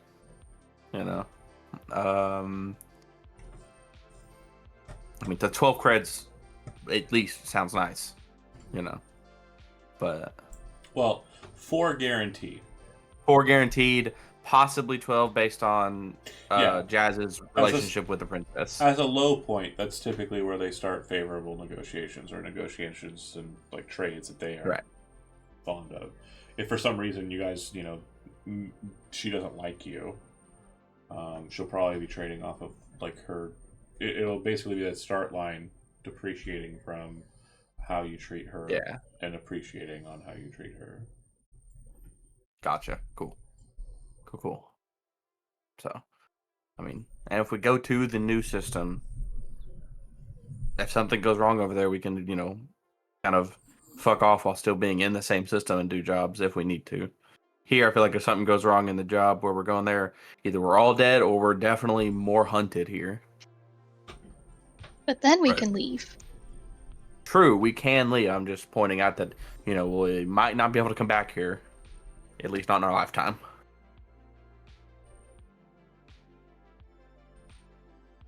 But, I mean, I'm down for either or. Both of them sound like I get to punch or shoot lasers, so... Well, I think a good way to think about it, and it's probably a better way for you to think about it as a video game player, but, like, think of the wanted levels as, like, GTA stars. Okay. Yeah, okay. You're basically getting... That's fair. You're getting a response, but it's not going to be like fucking tanks or goddamn capital ships that are coming down on you immediately. It'll probably be like a boarding crew or something crazy. Okay. Well, yeah, I mean, that settles all my doubts or, my piece with either mission. So whatever you guys want to do, I'm down for. I just wanted it out there that, I can help on both missions, especially the Nightfall one. I feel like I'll be more helpful because, if somebody says something wrong, you just kill them. I mean, intimidation's very good when you're killing people. So. Unless the person you're trying to intimidate is the person that you killed. Yeah, then unless that, then it's... Because you want people to intimidate them and telling you what you want them to say, because you did kill them. Yeah. So you just gotta watch out for that. True. Like, that's the one thing you gotta pay attention to. I gotta hope the first guy I kill is not the guy that we're looking for. That's why it's good to have a Captain Jazz. Then you can be like, "Can I kill him, boss?" And then Jazz will be like, "No," or Jazz will say like, "Yes." Yeah, whatever. What was his name? Or what did you say? That's fair. Who are you talking about? Who are you talking about? I thought they were already dead.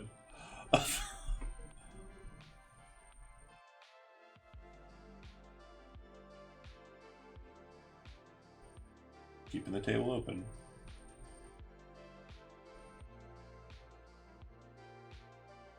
I am switching my boat to the princess because I will also be more useful that way. Okay. Well, I think we've kind of settled, like, majority. Yeah. We're on the princess. I want you to have if you have any questions about the job, if there's anything that you don't know about that you want to be more sure about. Again, with Chemical Steven present, and also with your crew, like, kind of work through, like, the beat, right? Like, kind of understand. Yeah, are we gonna have, like, uniforms? So Stephen would say, I cannot get you hegemonic uniforms. If you have some already, then great, but otherwise I don't have any. We do have some. Or something close enough that it would pass as it. Because we used them on the other mission. I'm pretty sure. Because that's how I passed as one.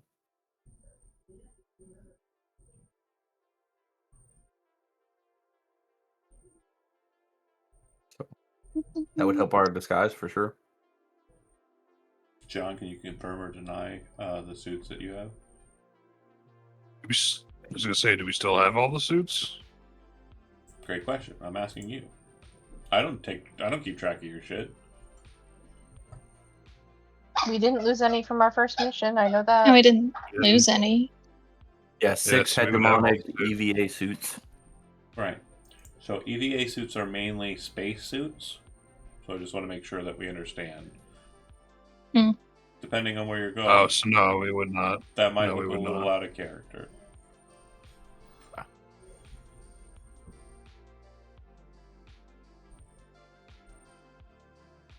Depends on how you sell it.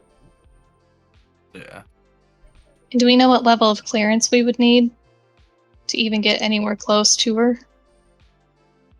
Not absolutely certain, but presumably kind of like mid-tier. Because Mid-tier? if you're trying to drop off a prisoner, or if you're saying you're here for prisoner pickup, that will like depending on where you go there, will kind of determine what you're going to kind of trying to be gauging against. Right? They're not going to easily or reluctantly like relieve themselves of a prisoner for being taken away. But if you're dropping one off, it'll probably be less paperwork for you to manipulate to kind of make that happen. So we drop should go off up and Rhino. talk to somebody.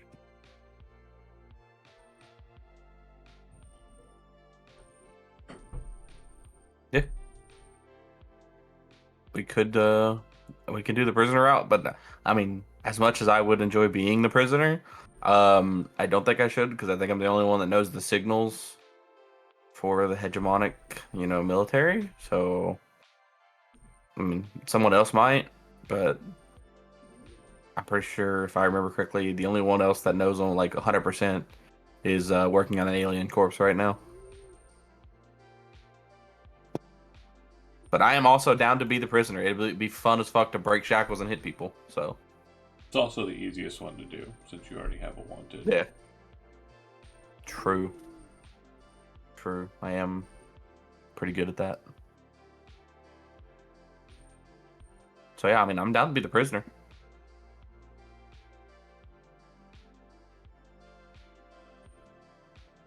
I think Let's if just say that's we the go for it. easiest. We Mhm. could always Most pose likely. as what's the word I'm looking for? Bounty hunters. Yeah. Instead of having to know any certain hand We signals. do also have a bounty hunter contact. Yeah. Can we not use that if it's the bounty hunter? I think I know. They don't like me very much. Which one? They might be all the more for bringing Chianzek? you in. No, this is Okay. for me it would be Batra. Okay. Cool. I didn't know if out of character, I didn't know if our contacts were shared, but I would point that out that Chianzek is a bounty hunter that doesn't like me. So we just hope they're not in there with us. That would be bad. This is a long story though. Yeah, I mean, if we're down for, using me as a prisoner, by all means. Fuck it, we'll do it live. Hell yeah. This is the main issue I have with. Hold on a second here. Sorry. Okay, so we're working in towards our engagement setup here.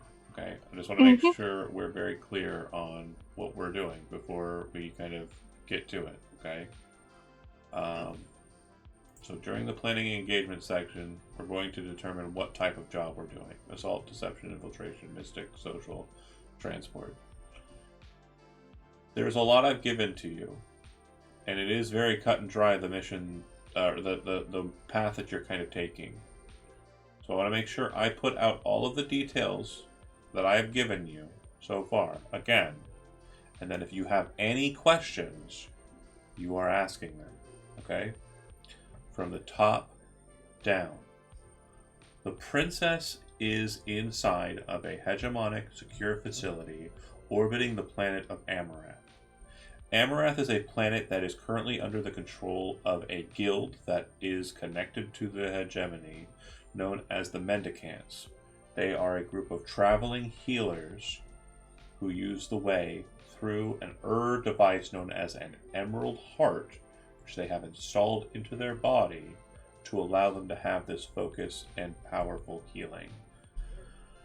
On the planet, Chemical Stevens states that he has a contact, one that is not loyal to the rebellion, but is a friend of his specifically, that might be useful or could be a way to kind of coordinate or connect with the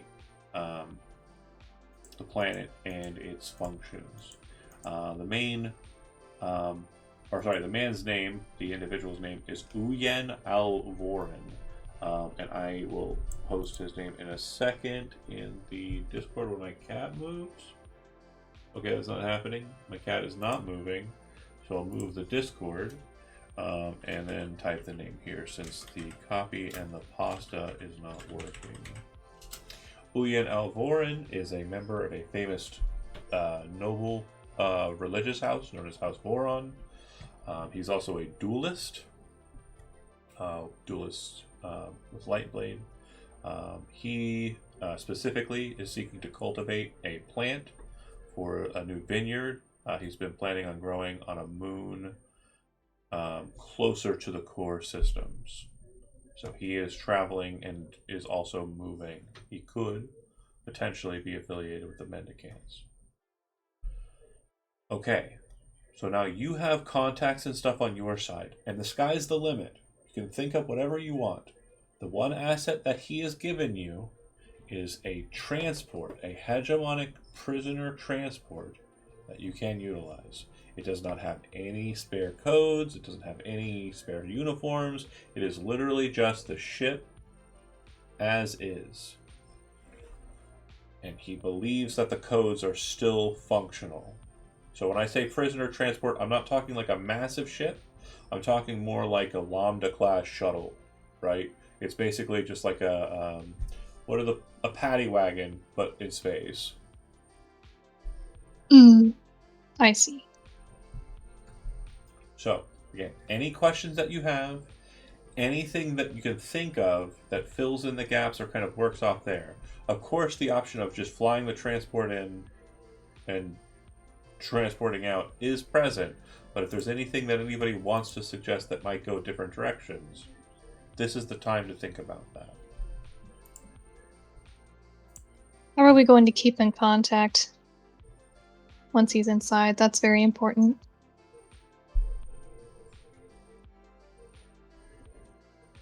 I kind of just assumed once I was in, I was on my own to try to find the princess, and you guys were going to help me escape once I got her out of the situation she was in.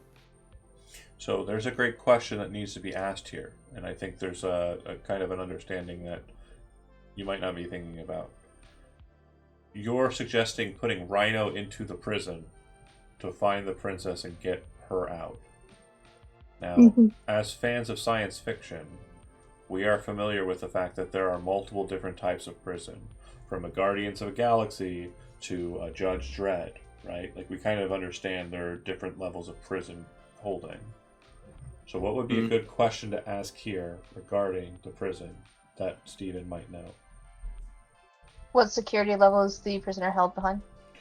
All prisoners at the hegemonic facilities in the Procyon sector are held in stasis cells. Okay.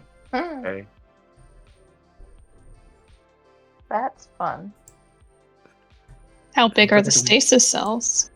4x4 by 10, I believe. Although there are larger cells for larger Xenos creatures. So we're talking like carbonite. ish, No. right? Stasis cells are basically going to, No. when you enter into them, they're going to kind of put you inside of a, it's almost like a field of kind of like focused way matter that kind of keeps the individual kind of locked in place. It doesn't hurt the person. They're not really allowed to move, but they are very much awake and conscious for the entirety of the time. Ugh. Okay. That's fun. It's too big to carry. I'm gonna have to hack it to get her out. Oh, right. So it's not something that can be taken away, the cells. They are literally like, it's just a door, and then when the door is open, the field is gone. When the door is closed, the field is up. Is there any way to disrupt these fields? Yeah. So Way can be utilized to disrupt a field as long as you're kind of close to it or near to it. It is a greater kind of burden to kind of drop multiple fields at the same time. And then, obviously, if you have access to the console near the door or access to the terminal for kind of like the larger prisoners facility, you'd be able to kind of manipulate multiple doors. However, there is no specific location that allows you to manipulate all doors in the prisoner facility. So what you would know, Stephen would tell you, is that every hegemonic facility is broken up into segments. Basically, it's like, think of the space station as being like a pizza pie, and then it's kind of cut into multiple different subsections. And each one of those pies can kind of be removed if necessary to kind of stop possible riots for freed prisoners if something were to go wrong with the stasis fields. So do And we if know they're which segment she is kept in? Sorry? Do we know which segment she is being held in? No. We just know that she is there. Fun. So when you again, say the segments can be close range. removed, Mhm. are they still functional when they move, or is it kind of like an eject and it's gone and it ruins itself? Like, Yeah, so it ejects and basically it goes to like 0G and like space breathing airtime. So yeah, they effectively are killing everybody on that section.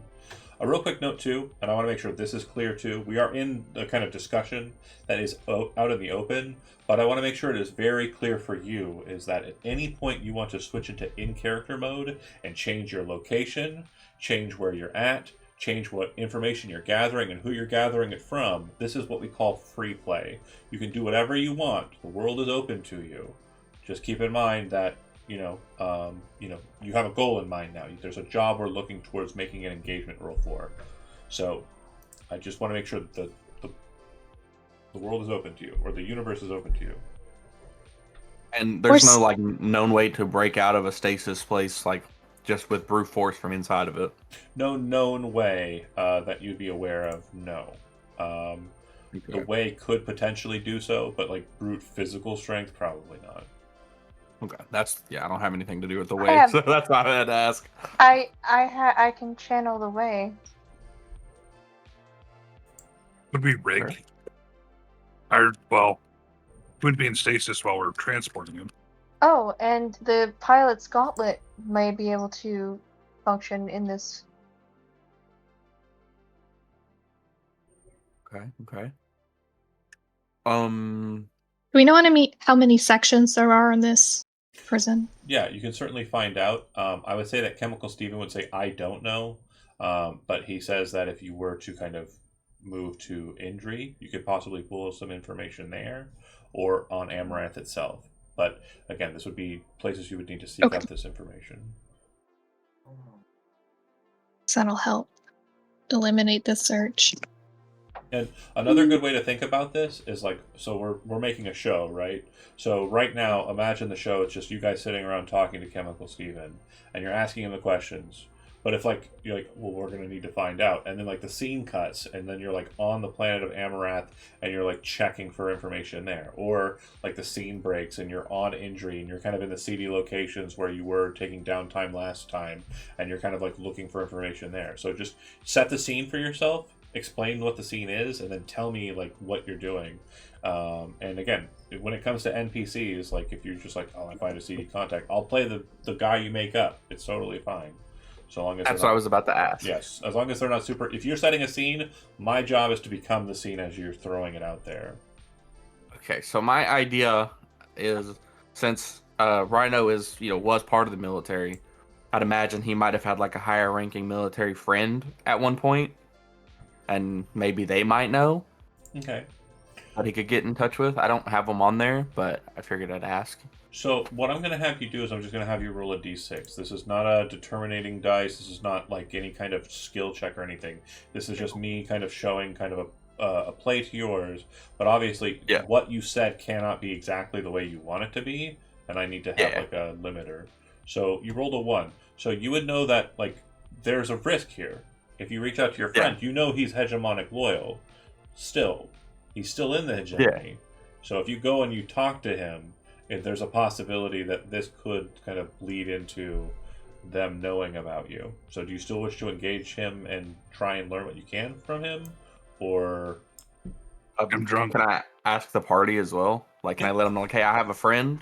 Oh, yeah. So I'll pull the captain to the side, trying my best to, like, bend down and whisper in his ear, Be like, hey, Cap, so I know a guy that might be able to get us more information on this place that the princess is in, but he is, like, hardcore hegemony and may end up backfiring, and we might get, more people there. so from a mechanic perspective, what I'm going to explain to you is information will be garnered. You will learn about the facility. However, your heat will rise by 2. That is the mechanical nature of what this is. Yeah. I think that's a little too risky. A little too risky? Okay. The information is there, just, But we We'll could learn go that. to Chemical Stevens' friend I True. second that. and hopefully learn more. Okay, so you're wanting to head to Amarath? Yeah. Okay. So whoosh, you fly to Amarath. So the planet, upon like entering Atmo, you would notice that it is very green. It is a very green world, very beautiful, very lush. There appear to be kind of like massive, what appear to be very cultured and tailored kind of forestscapes. You can see that a lot of the buildings are kind of rising up out of like small little tropical forests or set within inside of like massive gardens. A lot of these buildings look like they're functionally like biomes for creatures that are kind of brought to and from the planet. No. You would be landing planet side, but to kind of get into kind of a city area, it would require a bit of possible chicanery. So are you wanting to land outside of the city and make your way in, which would keep you quiet but will kind of cause like a limiter in kind of delay time? Or do you wish to land in the city, which will get you to your situation quicker, no problem with kind of lead up for the situation, or do you? But it would also cause you to gain 1 heat. I say we land outside. Okay. Do you have any kind of like transport vehicle of any kind on the ship? I don't remember We if you have have a- that. We have a shuttle. Shuttle won't Mhm. work. No.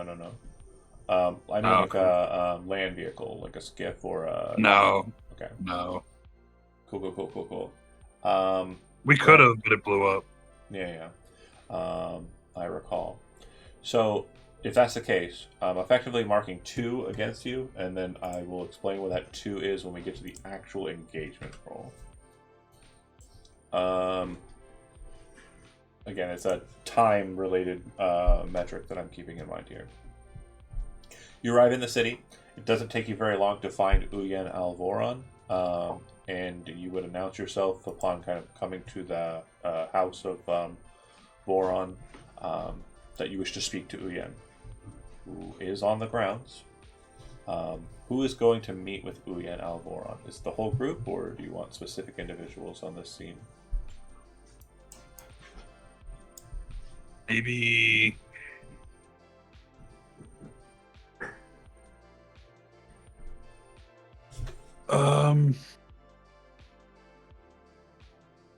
Edith's obnoxiously raising her hand, desperately trying to get your attention.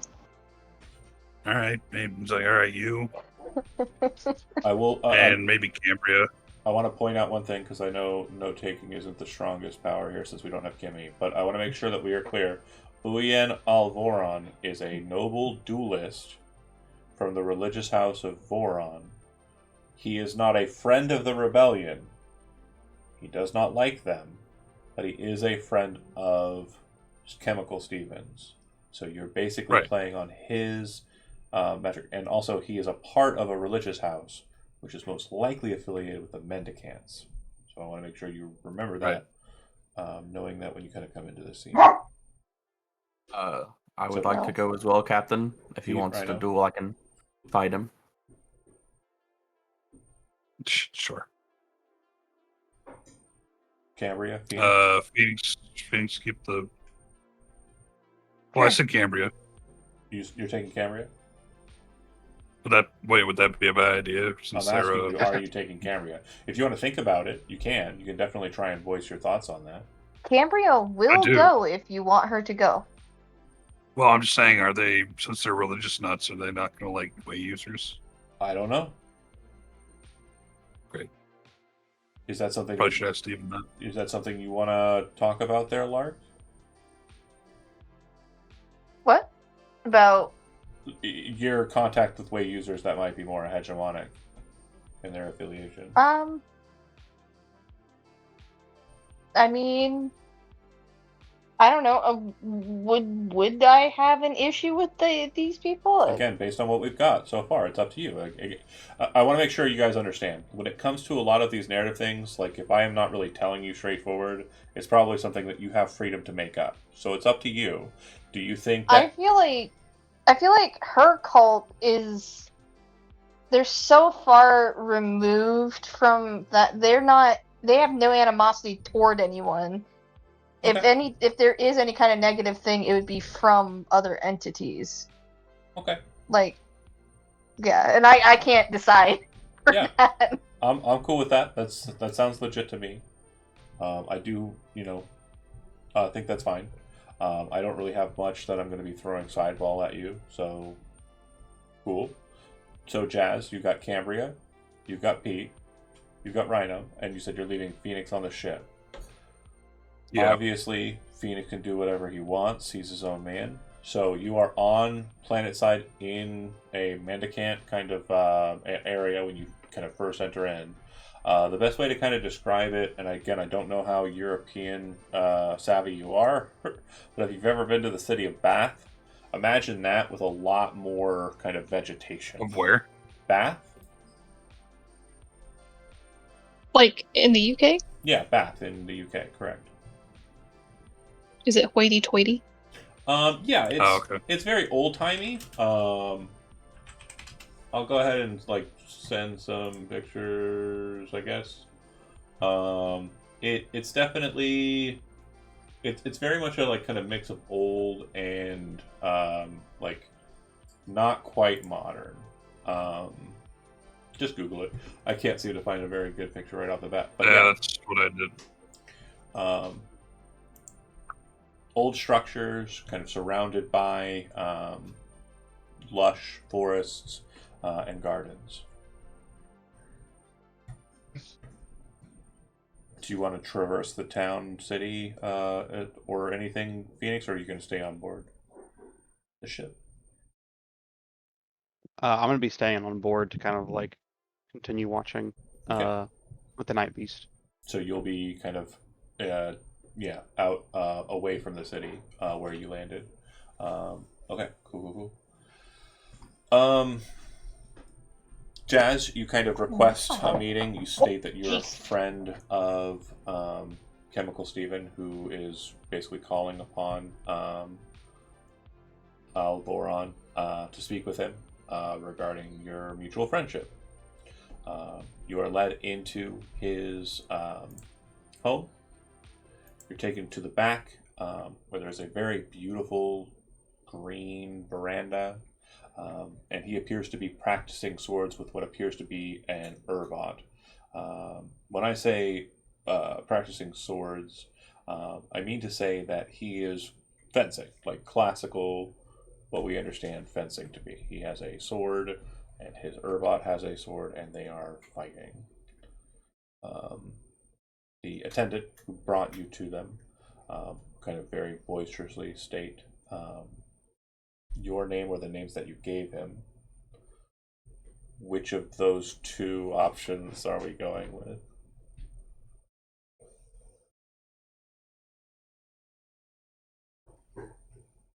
Okay, just making sure you understand the question. Are you giving your true name, or are you trying to make up a false name to cover your tracks here?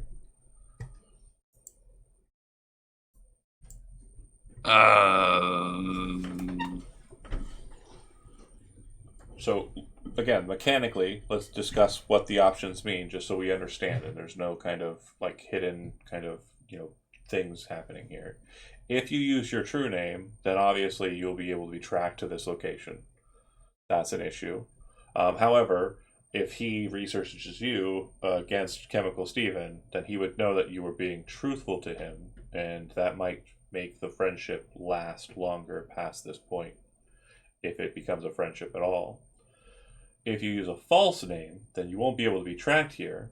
But if he speaks to Chemical Steven and there's no record of whatever name you just came up with, then of course he will no longer ever be able to contact, or you'll no longer be able to contact him, and he'll look at you as basically, person non grata because you lied to him. You aren't who you said you were. Your choice. Yeah, right. I say it would be true. I would say to the team that we, use your real names. So he goes on a spiel, kind of telling your names to him as he finishes with his Urbot. You would notice, Cambria, that there's some movements in his technique here that seem to kind of note that he's not using the rapier he's using against the Urbot like a blade. It seems like he's moving it about as if it were something else, like he's practicing as if this were a light blade, even though it's not. Several of the techniques just kind of lend themselves to that kind of combat. So I recognize that he has had some influence of the way. Right. Nice. He kind of places his sword with the Urbot, pulls off his dueling gloves, and kind of like tosses them onto the Urbot as well. Kind of looks over at you. You said your name is Jazz, right? A friend of Chemical Stevens. How's he doing? Good. Yeah, he's doing good. Good to hear. And he kind of looks Cambria like from head to toe. Who is this? This is Cambria. Cambria. And then I assume that you are Rhino, looking to Rhino. And I guess that leaves you as Pete. All right. Well, a very strange motley bunch. Would you like tea? Perhaps a repast? Tea sounds lovely. Tea's I fine. like Yes. tea. He'll clap his What kind of hands, tea? kind of place his hand on his forehead like this, and kind of like give like a weird rolly eyes kind of move. And then he'll be like, okay, well, come with me. We'll make our way. There are a couple of different options regarding the tea. And as he's kind of blathering on, the scene kind of changes to you arriving at the tea location. It looks like there's been kind of a small little table set with kind of a high tea setup, so several plates kind of structured on a single like pillar on your tables, and cute little foods like delicacies, charcuterie and kind of stuff, kind of Tea cakes and stuff. Yeah. And then there's several pots of tea kind of clustered in the center on a Lazy Susan. And each one seems to have like a small little tag next to it, each one being kind of like a very interesting kind of diversion away from the others, as each one seems to be from different planets, and kind of indicative of like teas that are kind of not from Iota in particular. There appears to only be one of the 5 pots that seems to be an Amarathian brand, but every other one is either like closer to Rin or like farther back into the core structure. Very fancy. And I will try each one of these. I will have a cup of each if I can, because the closest thing that I have had to tea since being on the ship is ramen. Or potatoes. and potatoes. You cannot go wrong with potatoes. I mean, you squeeze it hard enough, you'll get a tea out of it. Pete, is You can there make bad kids. anything in particular that stands out for you in this scene?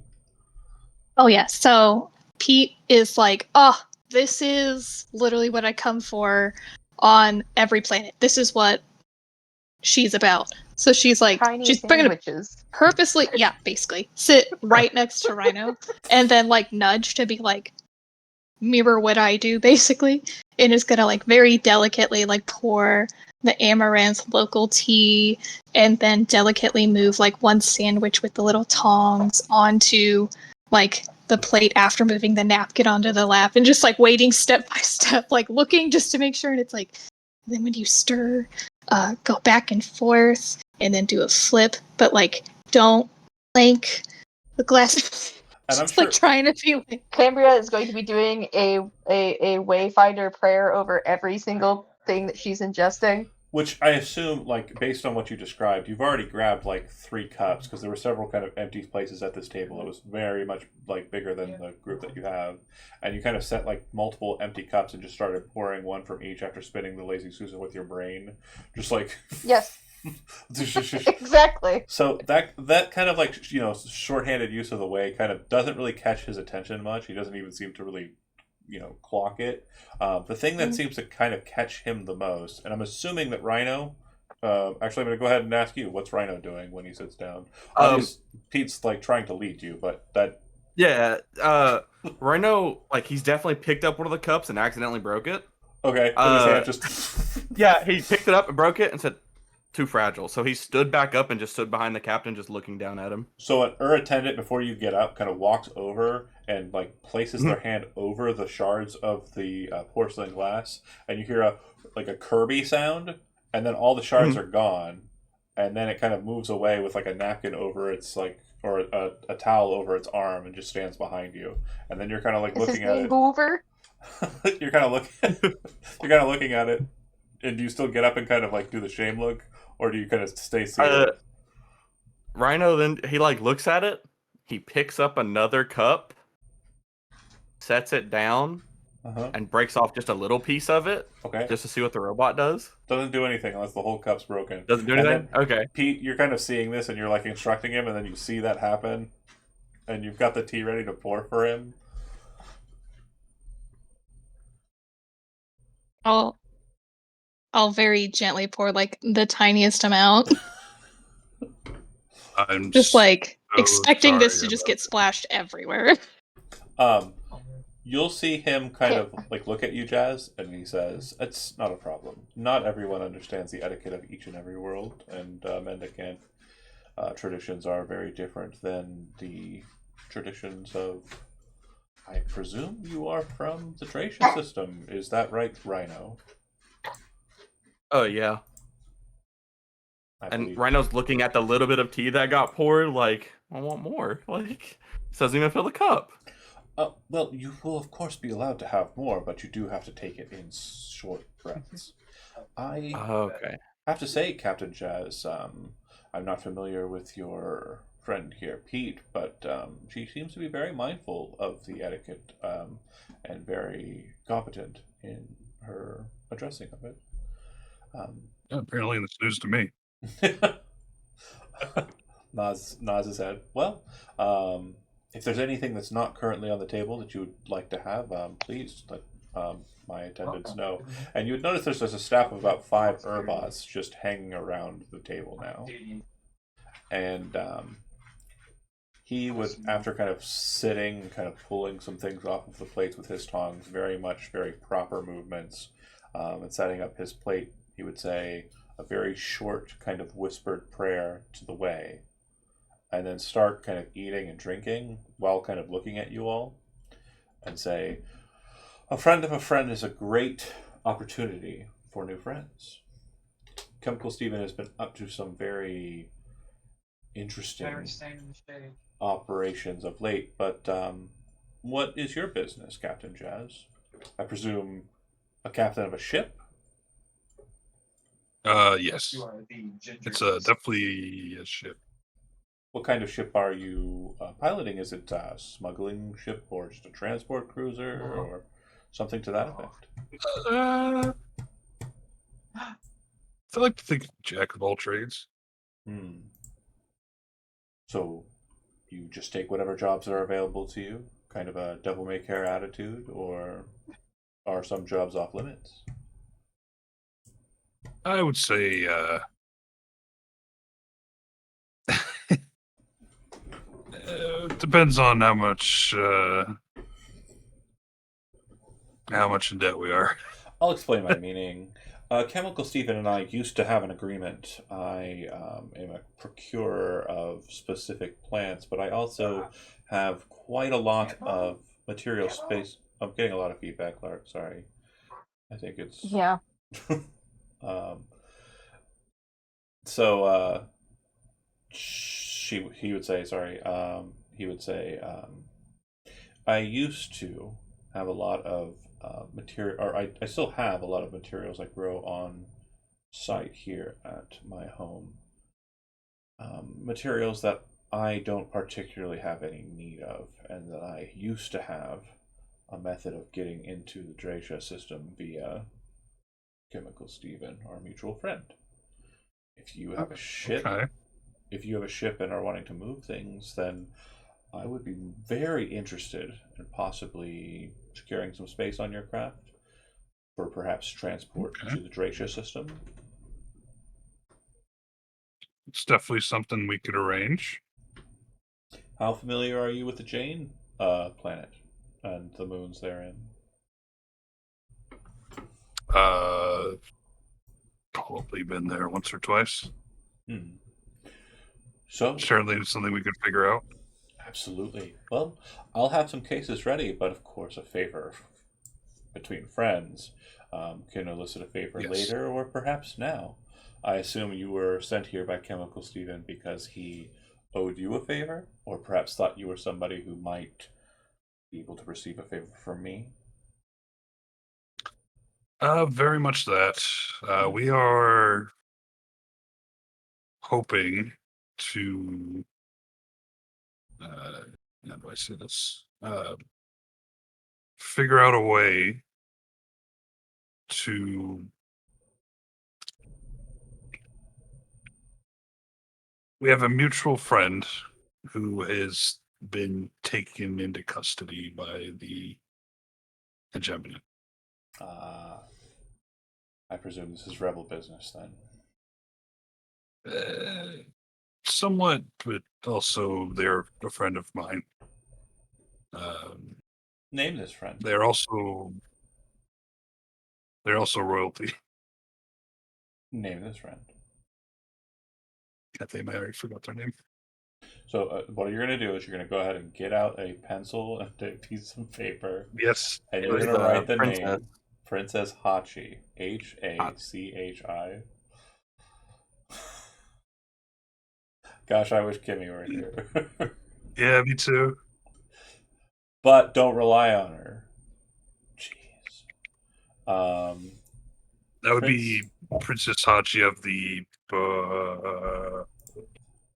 He would scratch his head. I assume it's somewhere north of here, as far as cosmology go or cosmic structures go. Somewhere in the Dracia system.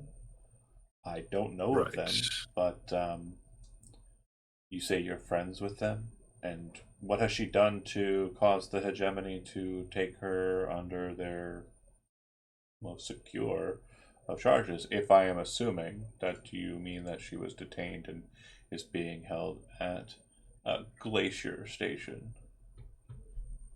Yes, there was a bit of a problem on their home planet where the hegemony was taking charge and trying to muscle them out. As I said, I'm not a big fan of rebel business, and that sounds like a definitional rebel business. I understand. How is she a friend to you?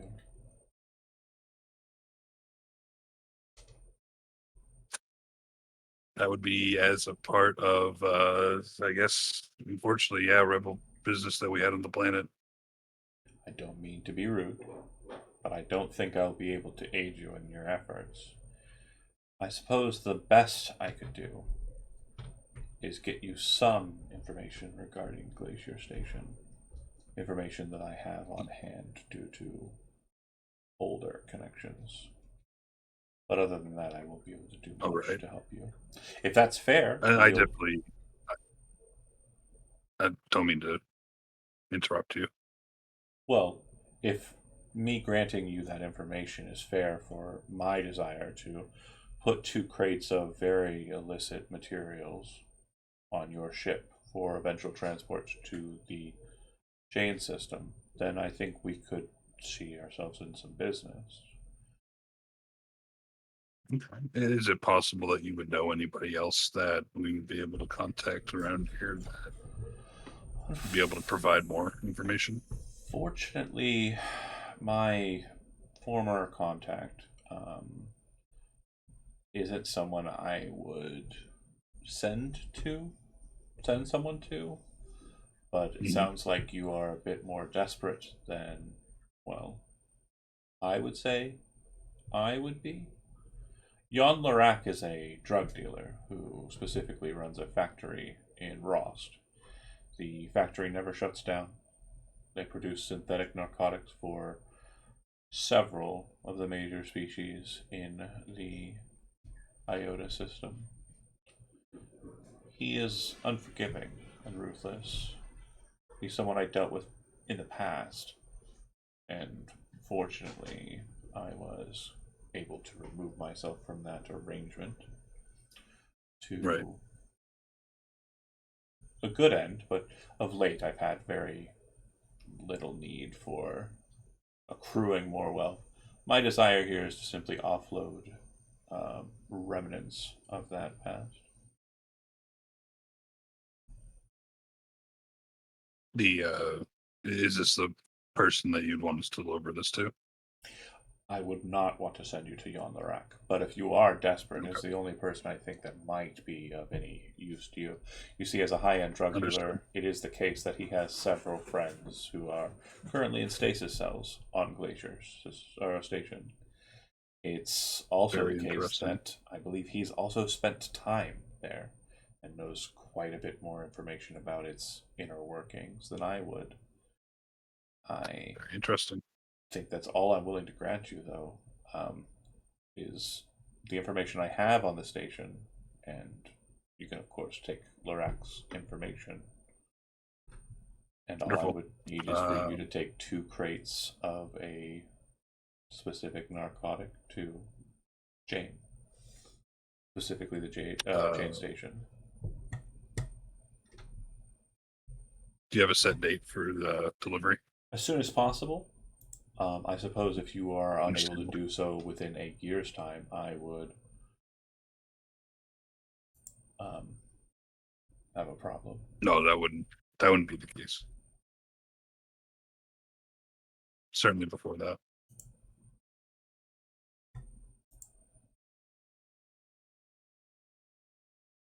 Then we have a deal. So what Wonderful. Alvoron would tell you about sorry, before I get into that, does anybody have anything they want to edge in here or kind of speak to it? Because you are here. I'm assuming that Rhino is. No, Rhino's like, he's tasted the tea, realized it doesn't taste like alcohol or potatoes, so he's kind of set it back down. And as they're talking, when the break happens, he's like, question for you. That bot outside, does it only fight with those sword things, or can I go out and, like, fight it? I would rather you not fight with my Urbots. Okay. Unfortunately, they are not programmed to spar with anyone besides me. Typically, and he Gotcha. raises his finger like this, and all of the Urbots with the tea towels very quickly kind of like draw these blasters out, like as he just raises his finger, and then he kind of Mhm. lowers his finger so they put their guns away. They're very much more deadly than they looked outside in the yard. Feet claps. Gotcha. Again, for Cambria whatever. gives a sideways glance and then goes back to pouring tea. Leanne Alperon kind of looks at Pete and is just like enamored. Like, she's got grease stains and is wearing effectively just child's clothes. And he's like scratching his head and mentally he's like, but she's got perfect etiquette and respect for the arts. What about you, Cambria? Do you have any questions? And Pete, sorry, also, if you have any questions as well. Can we get some of this to go? Of course, not a problem. It would go to waste otherwise. My question would be, should we be successful? Friends of a Yes, friend, we you should. tend to. We should. Speaking friends of a friend, we might be able to arrange an introduction that you may see however fit. You mean to say with your royalty? Should we succeed and do well? Yes. I may be a bit forward in this question, but I see something here that you may not be pushing forward for perhaps an attempt to remain on my good graces with etiquette, and kind of gestures towards Rhino. As you can understand, that is not a novelty I care too much about. Are you asking me if I would be able to perhaps take in your charge and hold them away from hegemonic eyes? Since you probably already have some sort of, well, let's say, past history with hegemony? Or am I reading too much into what you're saying? I was just wondering what the value of a royal warm introduction would be worth to you. But if Ooh. that's what it is. Well, I understand. I suppose, depending on her place and position, I don't know much about Dracian politics, but I assume she would be more than happy to illuminate me on those or shortcomings of my own if I were to house her. I suppose that in itself is self-serving. If you need somewhere to keep her hidden and away, and you can arrive here without any hegemonic eyes tailing you, I'd be more than happy to receive her. However, if this is indeed a situation where I am being included in rebel business, I would much rather it not take place on my doorstep, no matter how royal or wealthy she might be. Is that fair? I would say it's fair. Any other questions? He'll get to the business of giving you the information. If not, Captain Jazz, and what he will tell you is that the Glacier Station is a 12-segment hegemonic prison colony. It is orbitally locked with the planet, and it is specifically noted to be kind of tethered to the way line. The way line is a kind of wind that kind of flows through the system. A way current. Yes, it flows through the system, but it mainly flows through this system out of the gates that are on separate sides of the solar spiral. Just real quick so we understand. Most people were taught in education that planets kind of do just a spin around a sun. It's not the case because the sun's also moving, so that means that everything's kind of just orbitally kind of corkscrewing around everything, and everything's technically falling in one direction. Although it's not technically falling, it's kind of orbitally moving closer to something, and like the sun's structure is presumed to be moving closer to a universal structure, like a supermassive black hole at the center of a universe.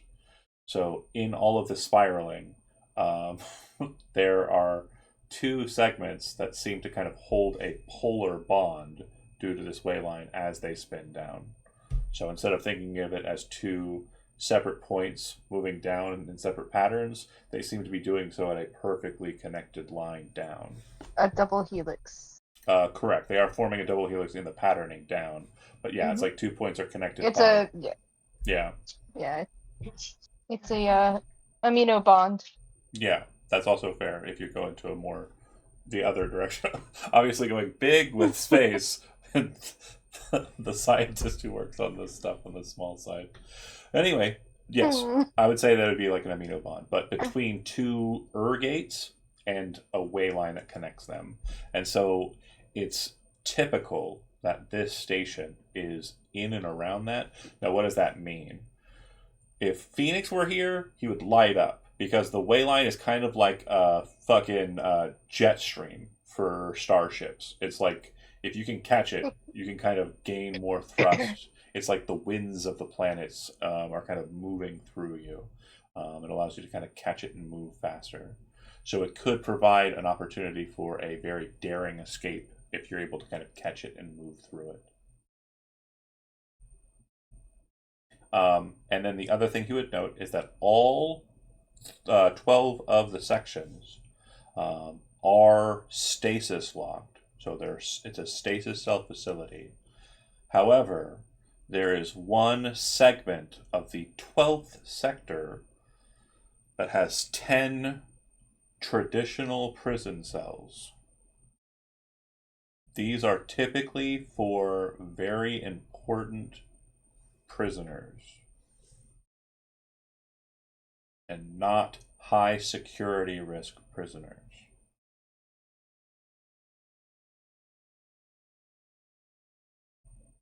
Yay!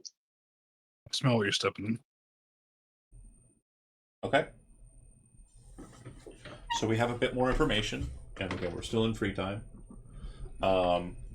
You have one lead besides, in the form of Jan Larak. But of course, remember, you are not bound to a course of action here. If there's anything else you want to engage with, again, any free thoughts that you want to throw out, absolutely more than willing to entertain, or flashbacks. Like if there's anything that you want to kind of say that like your character's done, like if you, again, the narrative is, I'm probably not going to say no to anything you can cook up. I've totally been to that planet he's talking about. The only thing I can think of is that Cambria is gonna like kind of bow on her way out and say, "The way find you." Noticing one way user to another, you know. Yeah. That's all.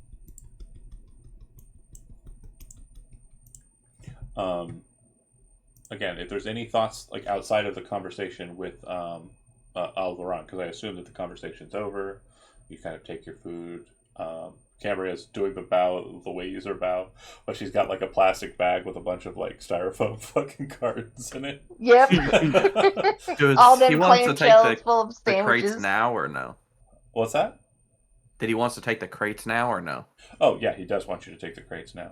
Yes, we're taking the Okay. crates. Okay. I was making sure going that to- because I was going to carry him. I was going to make sure that was the Yeah. case. So the crates are gonna very take, like- very big. What I would say is you're definitely pushing the kind of hover car that they're kind of on top of. It's like a small little like.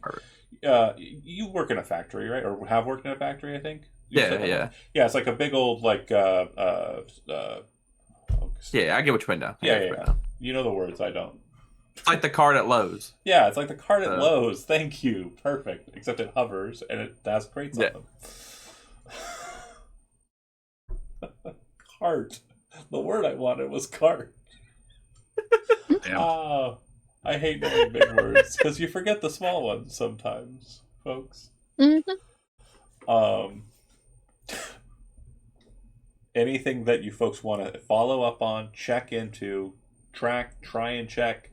Again, you're on the planet, you have free movement, and this is going for Phoenix as well. You do not have to stay locked in on the ship. If you have any thoughts, Michael, and you're like, oh, I could probably go for this contact or that contact or what have you, to try and glean some information, the sky's the limit.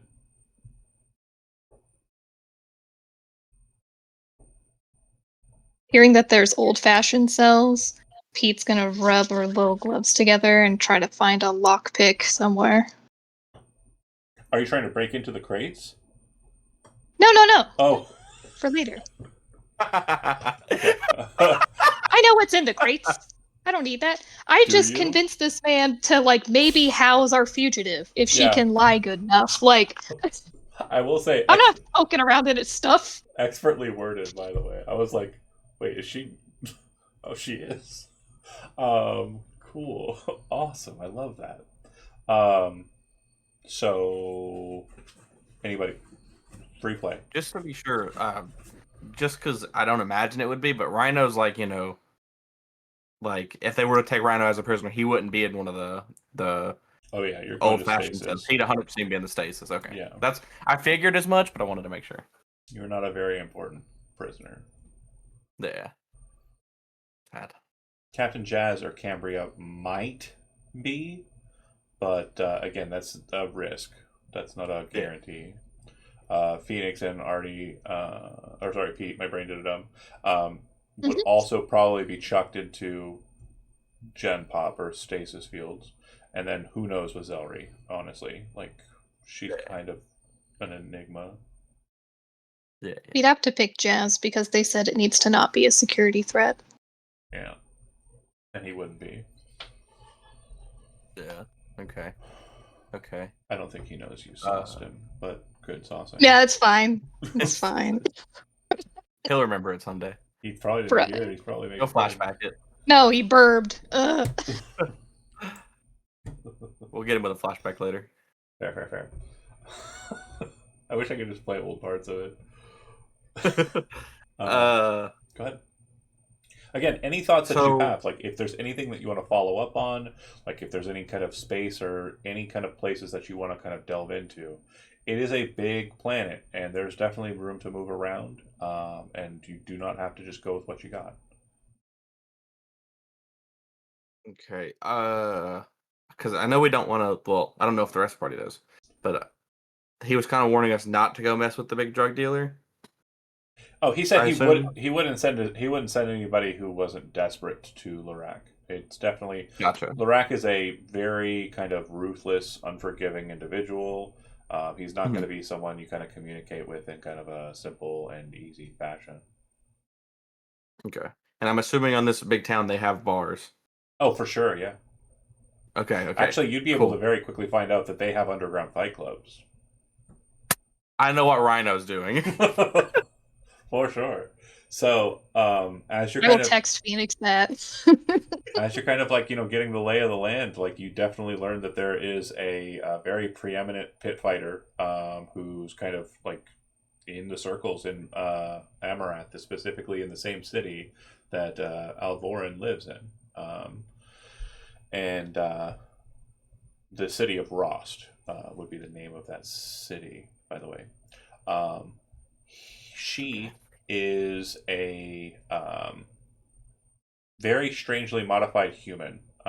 She has been kind of augmented in an almost bestial way. Her limbs and kind of like her core midsection more resemble like a cat's.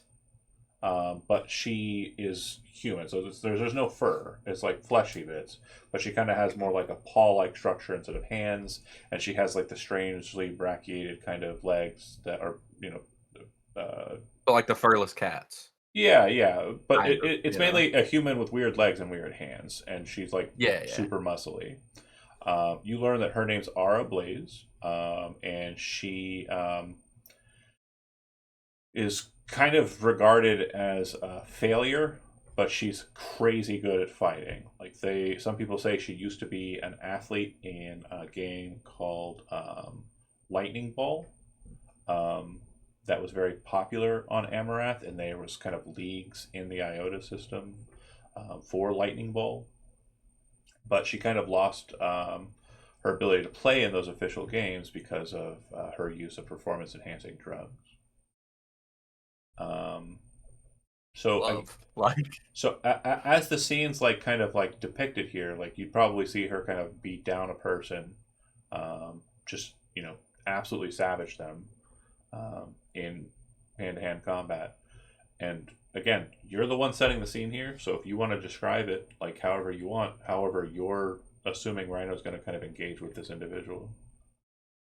Yeah, I would assume so am I seeing her? I'm assuming I'm seeing her beat down somebody in the fight ring. Oh yeah, not yeah. And then she kind of pops Yeah, okay. out to like the rest and relaxation part after. Yeah. Yeah. Rhino would kind of just go up to her and be like, "When can I get a match?" I'm probably not going to be fighting for a few days. You can definitely put yourself on the list. I have a bit of a to-do list myself already.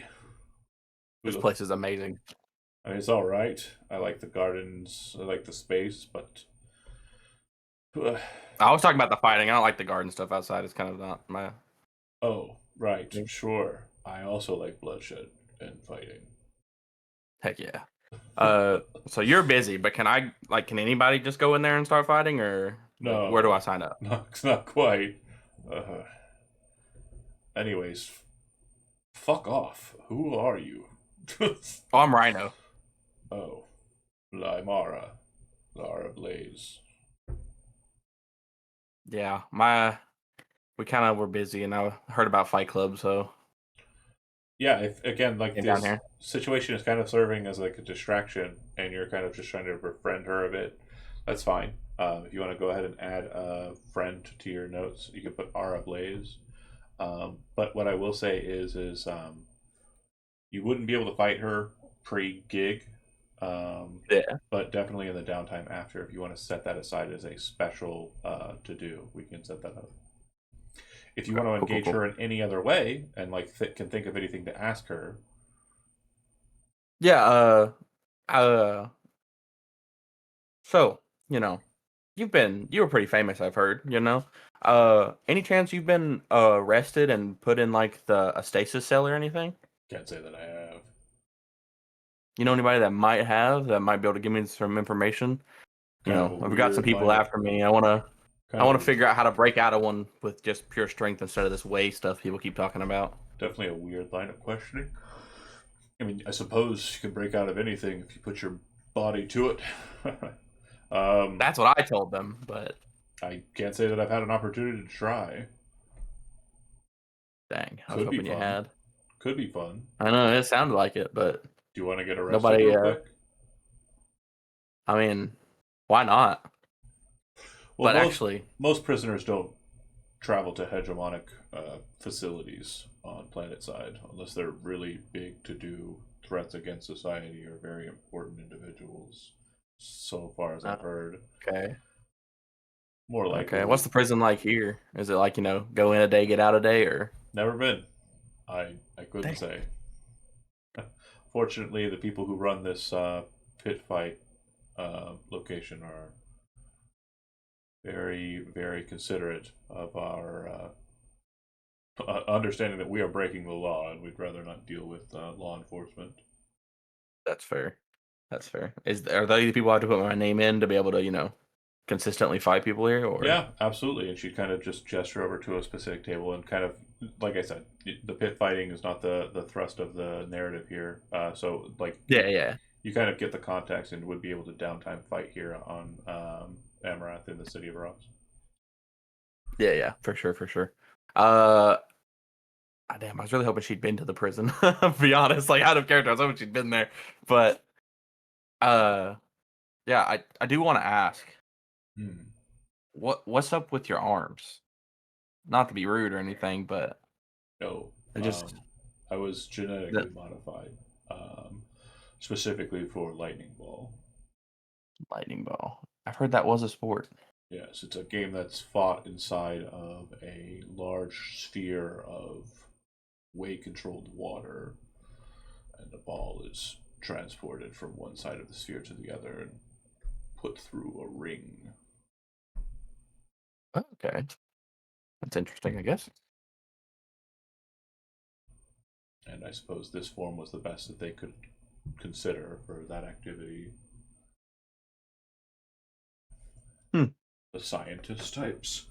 But once I was no longer worthy and they found better forms, they kicked me to the wayside. Also, the drug use didn't help. I could see that. I could see that. Drugs are pretty helpful, though. Well, yes, and fun. Indeed, indeed. Real quick message. Don't do drugs unless you want. Yeah. No. Like, Disclaimer: unless you're in a video game, then it's fine. Yeah. only do drugs in role-playing games. Yeah, for sure. Doing drugs in role-playing games is totally chill. I would say if there's anybody who wants to kind of finalize up with some leads, we'll do a little bit more free play at the beginning of the next session. Also, we're going to kind of finalize out Kimmy's downtime and kind of lock in where she would be in the downtime when you kind of drag her away from the situation to kind of get her more engaged. Because if she does spend all 3 of her downtime activities on researching the Night Beast, it could be the case that she has a breakthrough at about this point narratively and just says, "Oh my god, I cracked it," or something crazy. But does anybody have anything else they want to kind of finalize out the night? We got about 7 minutes left, so I just want to make sure if there's anybody who wants to kind of start on a lead or maybe discuss one with the group.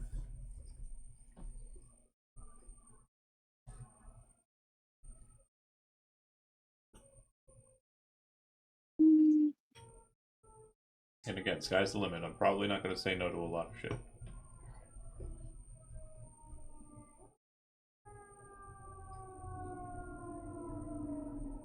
Kick down the drug dealer's door. You go into Yon Lorax? No, I'm just kidding. Not about kicking it down. I'm kidding. But you do want to go there. I think.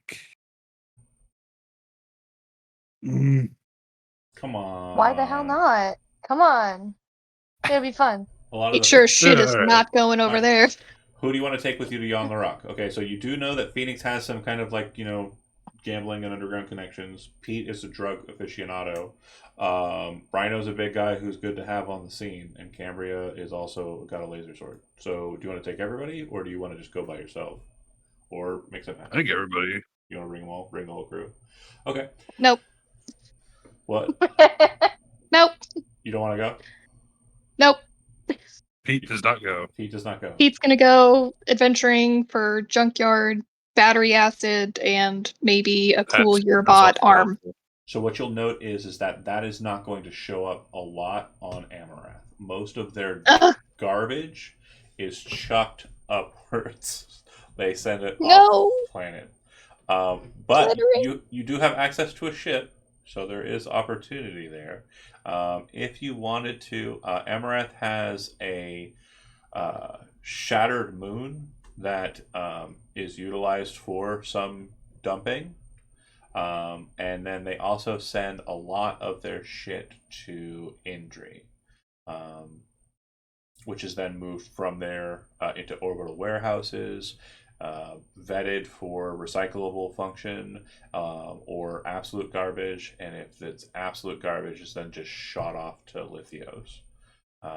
You didn't see a lot of it, but there are some places where they literally just crack chasms in the ice sheet and then shove a bunch of trash into it, creating kind of wedge breaks and separating the ice, or creating fills where ice is kind of already cracking or becoming water due to earlier kind of people kind of melting the ice to fill in those gaps and then freeze them over. Nice. Do you want to go? I will go hunting. You'll go hunt some junk. Okay, so you. I want to find a cool arm for a pilot, maybe. You steal the shuttle, and go off on your own and do that. Absolutely fine. I will say it's mostly fruitless, but it's definitely something that you'll kind of have a lead on. So I'm not giving you a downtime clock, but if during your next downtime opportunity you research arm, I will give you a free 1 to start with. Go ahead and make sure you write that down because I will forget. Absolutely. Jazz, everybody but Pete and you go to Yon the Rock's establishment. You are given the information, the contact information, and you set up an opportunity for you to come in and meet with them. Inside of the town of Rost, there is like a bunch of old style buildings, like I mentioned, and then a whole bunch of vegetation. There's this one region where there's a massive bridge that kind of scales over what appears to be just more trees and what seems to be like a small little kind of stream from above. But as you kind of make your way down the path that you were explained to go down by Uyen, you realize that you are actually descending into a kind of rainforest space, and the waterway is actually a massive river kind of underneath the canopy bed. Around the river, kind of set up on the tree trunks, are massive metal clamps that attach, and in the center of all of it, kind of hovering over the river, connected to all of the trees on the river bed, is this massive metal building that's kind of held aloft by all of these cables and shafts of metal connected to massive tree trunks. There's a small lift space there. You and your group are taken up and into this hovering building, or rather kind of like building kind of set above. And inside, what you would realize is it's a very massive space. I'd say about as big as a Walmart, full and through. But like, imagine if a Walmart had everything kind of knocked out of it. And then like someone was playing Schedule 1 in it. You get what I mean? Like, it's just a bunch of like manufacturing spaces, cauldrons for cooking. And then they're just doing all of this drug stuff. A lot of people are kind of around who are not wearing any clothing, like Xenos species and all that, and they seem to be doing most of the work in bagging the material. There are people who are walking around with blasters, like this is a very heavy and secured facility, and you're taken by the person who kind of led you up into it to the back room. In the back room, it's like a nice little office area, and you are introduced to Yon the Rock, who is about 8 foot tall when he stands up. He has no head. Instead, where a head would be is just kind of like a bulge of muscle tissue. And then his arms are also really massive. His entire body is covered with this like weird black fur that looks more like spines than fur. On his back, he appears to have like massive wings. Similar in kind to like a butterfly or a moth's wings, and in the center of his chest are 2 bright red eyes, and from what appears to be his stomach, you'd hear, "You're Captain Jazz, huh?" And that's where we'll end the session for tonight. Thanks for watching, those that did, and we'll see you next week. Just meet Mothman. Maybe.